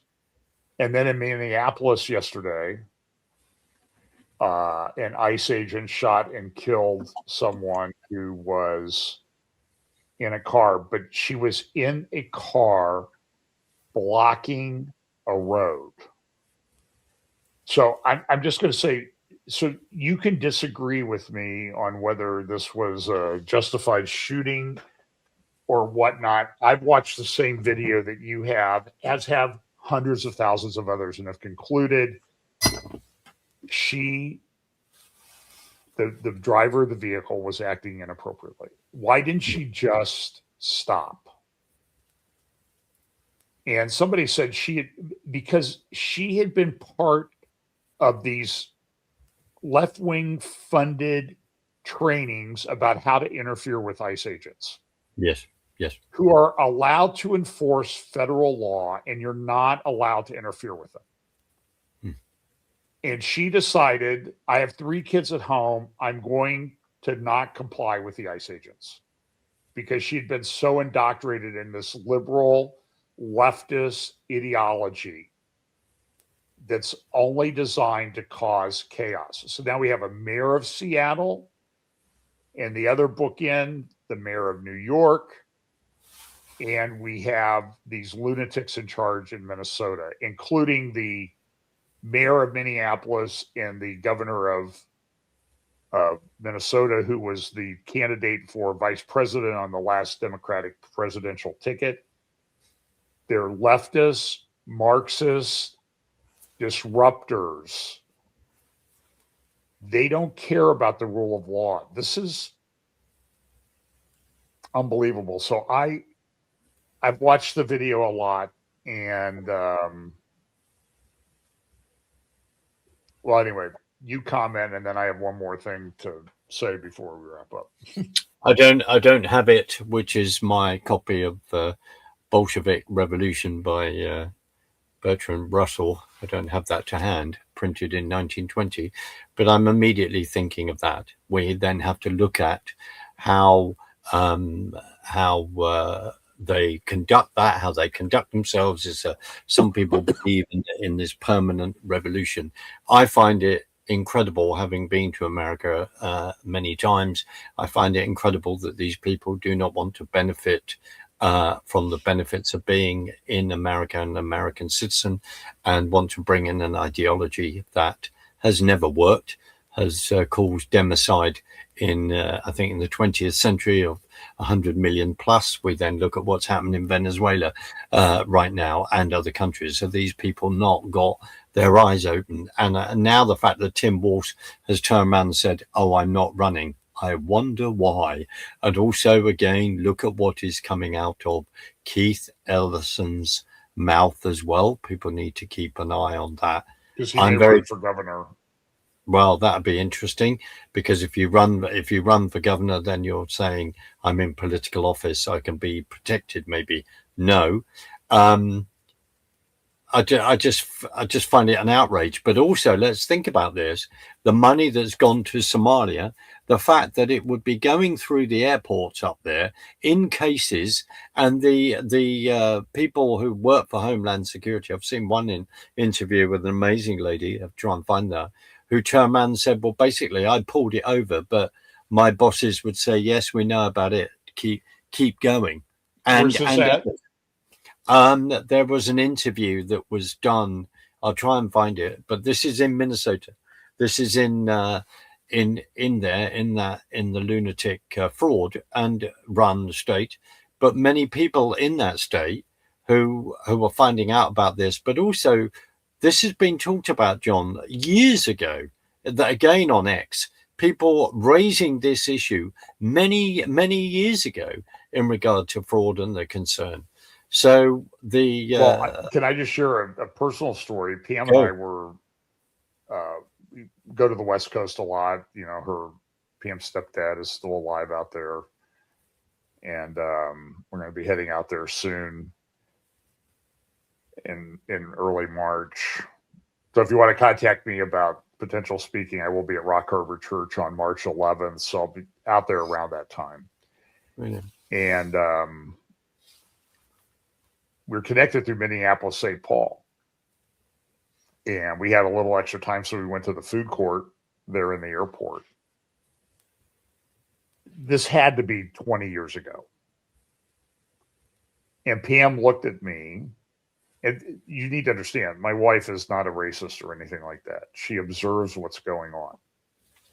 And she said, are we in Minneapolis or the Middle East? Every person working in the food court 20 years ago at Minneapolis, St. Paul was Muslim. And we're like, this is the middle of the middle of the middle of America. Something's changed.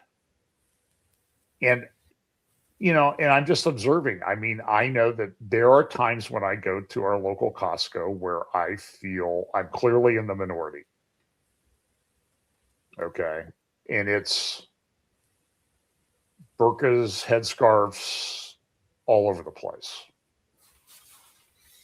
I'm just telling you. I mean, it's just an observation, and I live in Columbus, Ohio, in a this is in a upscale suburban area.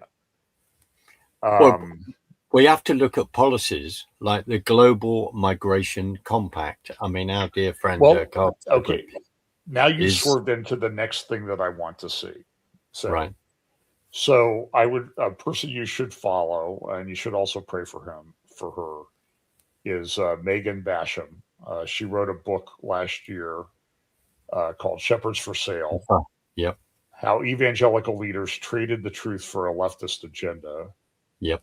My understanding is she's undergoing some cancer treatments right now that may or may not be fairly serious, so keep her in prayer. It's a great book. I have it. It's a great book. And I've seen parts. I've not read the whole book, so parts of it. But she has a couple tweets post on X, and she's talking about the Minnesota thing, and she retweets a thing of Bill Kristol from yesterday, where he said, "Abolish ICE." Now, who is Bill Kristol? Well, he's supposedly this great conservative thought leader, right?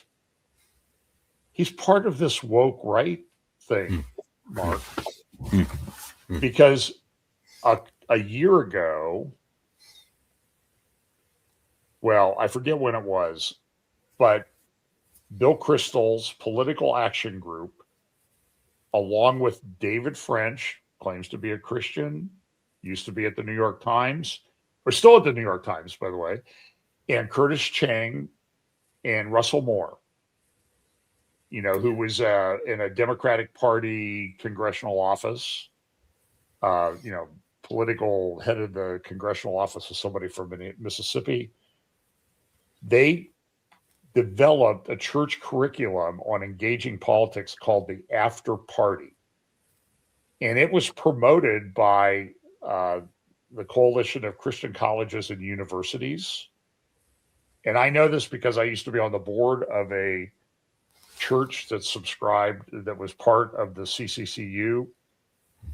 And so one of the tweets he had from about a year ago, at the Bulwark was, this is Bill Kristol, conservative, helping develop curriculum for Christian colleges and universities and churches.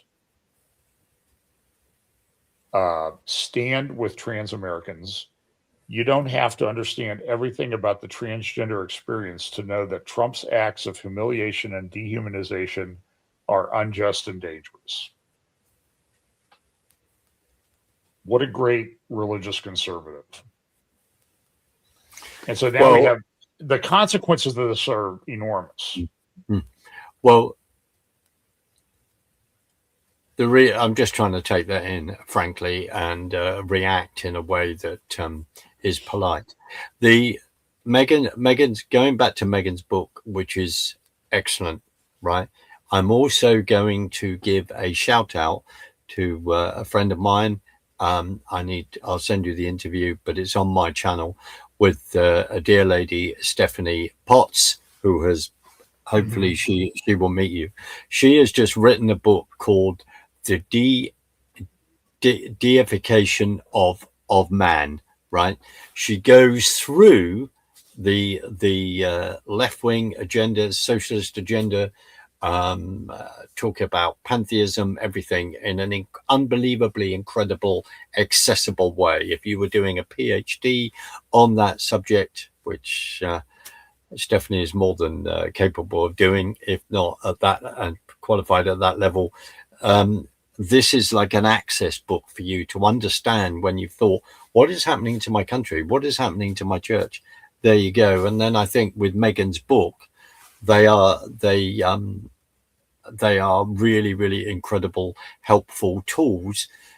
And in my discussion with Stephanie, I've heard Brian McLaren and others speak, you know, when I've said I've been at the Parliament of World Religions, we've been to Burning Man before everyone starts an intake of breath. When you're going there to find out what's going on, evangelize. But when you're sitting in front of people that are pushing drugs, within America, youth, magic mushrooms, and all the rest. If this is what they are then pushing, then Megan's book, Stephanie's book, are a really good bulwark into beginning to understand the agenda that has been going on for a long time. And I know in your case, without going into certain details, when you said sat on the board as someone who was going, I'm here, and my job is to make sure that you stick to the truth, stick to what scripture says. And when people don't like that, when you raise that with them and then they say, kindly depart, I've been there myself, then this is not good. We see where hallucinogenic drugs, the agenda, what they've been pushed. And I remember 2 years ago at Burning Man, nearly 2 years ago, when someone who called himself a lawyer said, we're sitting on a fund of $85 million in which to push this through society. When I have been to the Parliament of World Religions and sat before someone I call a total reprobate called Richard Rohr and co, going on about pushing, hallucinogenic drugs. That's why Megan's book is so important, because she talks about the left-wing infiltration, and then it goes into climate change. And that's why the book that Stephanie has written, I'm not saying it because I've interviewed her, it'd be great. I assume I've not read the book, but I'm aware of it. Does she talk about Richard Rohr? I think she does mention Richard Rohr. She was in the room with me when I could have got up and literally, frankly, not being very Christian with him, because the Parliament of World Religions. Parliament of World Religions. Stephanie, along with other friends, including Carl. I didn't go, but I watched the live stream to the extent that it was available. Yeah. It was disgusting. Yeah, and I would say to people, there were 11 of us there with our Christian beliefs, with our mindset. Where was the rest of America? Who believes in it, should be turning up by the busload. But of course, as you've referred to in our previous discussions, the first Parliament was in 1893. The second one was in 1993. That 100-year gap was deliberate. But no, we need to be praying for Megan. She's someone I would really, really love to interview, because all of that has gone on, whether it's people like Rick Warren and all the rest, all of this stuff has come over to the UK by the boatload, and that is why the church has been so undermined within this country. I won't name them, but I'm thinking of one individual that many years ago, seen as the doyen of youth work and then television in this country as a vicar, would then be espousing. He would then be talking about biblical eschatology, end of days, and then moves away from that because then it doesn't fit someone's agenda or how to earn a living. These things are tough things to say, but they have to be said because people need to be called out, because it's the relationships that are then built. And Stephanie's book, like Megan, the huge amount of time has gone into that and research. I think Stephanie took about 6 years to write it, but also going to these events, making ourselves very aware of what's going on. And I'll just quickly come back when I said about the Global Migration Compact. Our dear friend Carl, also Alex Newman, Bill Jasper, have attended UN meetings, have attended NATO meetings, have found out all this information, and are still shouting. We are trying to tell people, but people still don't want to listen. But I'll stop. No, my own personal experience was sort of tied into Richard Rohr and the influence that he had in the evangelical movement in spiritual formation, following on from a guy that he followed very closely, a guy named Thomas Merton. Yes. Yeah. And Merton was a Buddhist posing as a Trappist monk. Yeah. In Kentucky, He was electrocuted in a accident in his hotel in Thailand back in 1968. Goodness gracious. Wow. I was literally just a kid then, but he was incredibly influential. You know how influential he was? I could show you the front page of the New York Times. Mm, His mm, obituary was on the front page of the New York mm. Times in 1968. Well, And so, his teaching is over here, came over here. well, it did. It came in through all of the spiritual formation Mm. stuff, the mysticism that came into the church, and then that led to Richard Rohr and others, Don Benoit at Midwest Yep, Christian yep, Outreach, yep.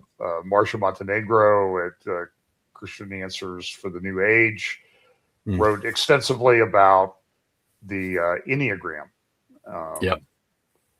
I think I did a talk in Canada during the COVID-19 thing called, uh, it was about the Enneagram and its influence among people like Andy Stanley, who promoted it extensively at his conferences and in his church. I think I called it Practice Biblical Distancing, is what I Wow. titled that talk. So this brings back a lot of we could if we go down this road, we'll be here for a very, very long time. Well, we will be, but it's a really at some time it'd be great to have this discussion because the reason why Well, maybe we should hook up Stefan. with Stephanie and do it. Well, I think that would be a wonderful thing to do because that's why her book, I believe, and I do have a copy of it, privileged to have that. Why a book is so important. But the other thing is when some of us feel that we didn't leave the church left us, which is I felt that very powerful statement. It's understanding why, and then of course we've got, and I'm just writing about it from my own experience. We've got liberation theology. We've got the social gospel. We're understanding, the amount of socialism and Marxism that had come into Africa. Look at Tanzania in the past under Ujima. Then we look at what's happening in South America. This is all relevant. And just an aside, I haven't got it to hand, but there is a pamphlet I've got on liberation theology that was written by Gustav Gutierrez in 1984. Does that name ring any That bells date, in regard yeah. to the UN? This is the whole thing, and we're not wanting to sit here and join a load of dots just for our own edification. It's not about that. We just want people to think about what is going on and get up to a bird's eye view, just to view what's going on at the same time, because all of this is playing out, my friend. Yeah. Yeah, we could have a very long discussion about Francis and his speech at Congress in 2015, where he Yeah. cited Robert Merton and Dorothy Day as some of the great examples to follow. Dorothy Day was a radical leftist Catholic who lived in sin with people, because I know people who know them knew her. Um, and Merton, of course, influenced all of this spiritual formation thing that's gone all the way through Christian colleges and universities and in the church. We could go on and on and on, and then it's all tied into the Parliament of World Religions and all Yes. that other Yeah. stuff. Yeah. Yeah. So, Mark, I'll put just some of your links again. I'll put them in the show notes. Folks will get this up. We appreciate you listening and taking the time. I have some things coming up. I'm trying to schedule some interviews with some people in Israel, Rawan Osman, also Dumasani Washington, Mark, who you know. Mm. And I will be doing a technocracy roundtable Wednesday, January 14th at 7 p.m. Eastern with Patrick Wood, Scott Townsend, Brit Gillette, Pete Garcia, and maybe some others. And then I'll also be interviewing Patrick Wood and Courtney Turner about their new book, The Final Betrayal, and I think that's on January 19th. So I've got some things scheduled coming up. But anything you got coming up that you know of? That You've just reminded me that I need to get hold of Courtney as well, who's written the book with Patrick. Need to follow that up. Not yet, but there is. I've got an interview on Sunday to record with a very brave man on this side of the pond, John Wedger, who has been looking at various things in regard to child trafficking and other abuse on this side of the pond. So watch out for that. Please look at my interview with Rachel. I think it's a wonderful idea, John, that you and I sit down with Stephanie. I think that'd be great to do that. But nothing else as such. But on the other hand, yes, there will be a website launched called Dialogues, which I do with my dear friend Nathan Barnard. That is coming out. And we are also wanting to be in discussion along with you, which is to see how we can get people out to Israel to visit the land there and work out tours and help there. So I'll be having a conversation with you about that, because I know you've got a tour coming up in September. That's the plan. I am planning on one. So that if you go to fbchapel.com, there'll be a 2026 Sukkot tour, I think is the way there's a link there to the materials. And I don't even know what the deadline is, but don't delay if you're interested in going. And we will do a little bit different tour than the usual tour. Not that there's anything wrong with the usual tour, but I've decided that the tours I take will focus in large part on the biblical heartland of Judea and Samaria, to the extent that it's possible to get to these places. So like last year we were at Sukkot, we went down to Hebron to the Tomb of the Patriarchs, or as Yishai Fleischer calls it, the Tomb of the Mamas and the Papas. And by the way, when I'm thinking of Yishai, he did a tour of the Western Wall tunnels, video of the tour of the Western Wall tunnels with Ohad Tal, who's a minister in the Bibi Netanyahu cabinet. He's with the National Religious Zionist Party. He came and spent a couple 3 hours with my group when we were in Efrat. Ohad Tal did, and also Mosef. I'm trying to remember his last name. The son of Hamas, the Green Prince. Yep. Former Muslim.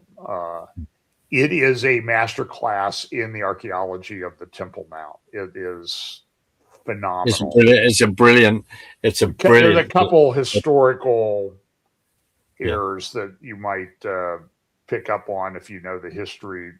Not anything significant, but the significant thing is what is there. And if you've ever been in those Western Wall tunnels on those tours, I would only describe the whole experience as blowing your mind. Yeah. As to the structures that they've uncovered there. It's phenomenal. It's brilliant. It's brilliant. Can I just want to give a shout out, because there's another project I'm involved in on your side of the pond, which again is looking at that subject of child trafficking, etc. So where is jonahreef.com as a website to shout out about that. I'll send you a link. But there's an, hence why I'm going to talk to John Wedger on Sunday, but there is crossovers all over the place. So we're keeping our ears and eyes open to that. But John, I just want to thank you for an amazing discussion. I don't know where the time has gone, but it has been a real joy to sit down with you and go in so many directions. So thank you, my friend. Thank you, Mark. And everybody, thanks for listening. Links in the notes below of different things, and follow Mark Sutherland Report and everything. So I'll thank you for watching. Mark, I'll say goodbye to you as soon as we end this recording. Give me 1 minute.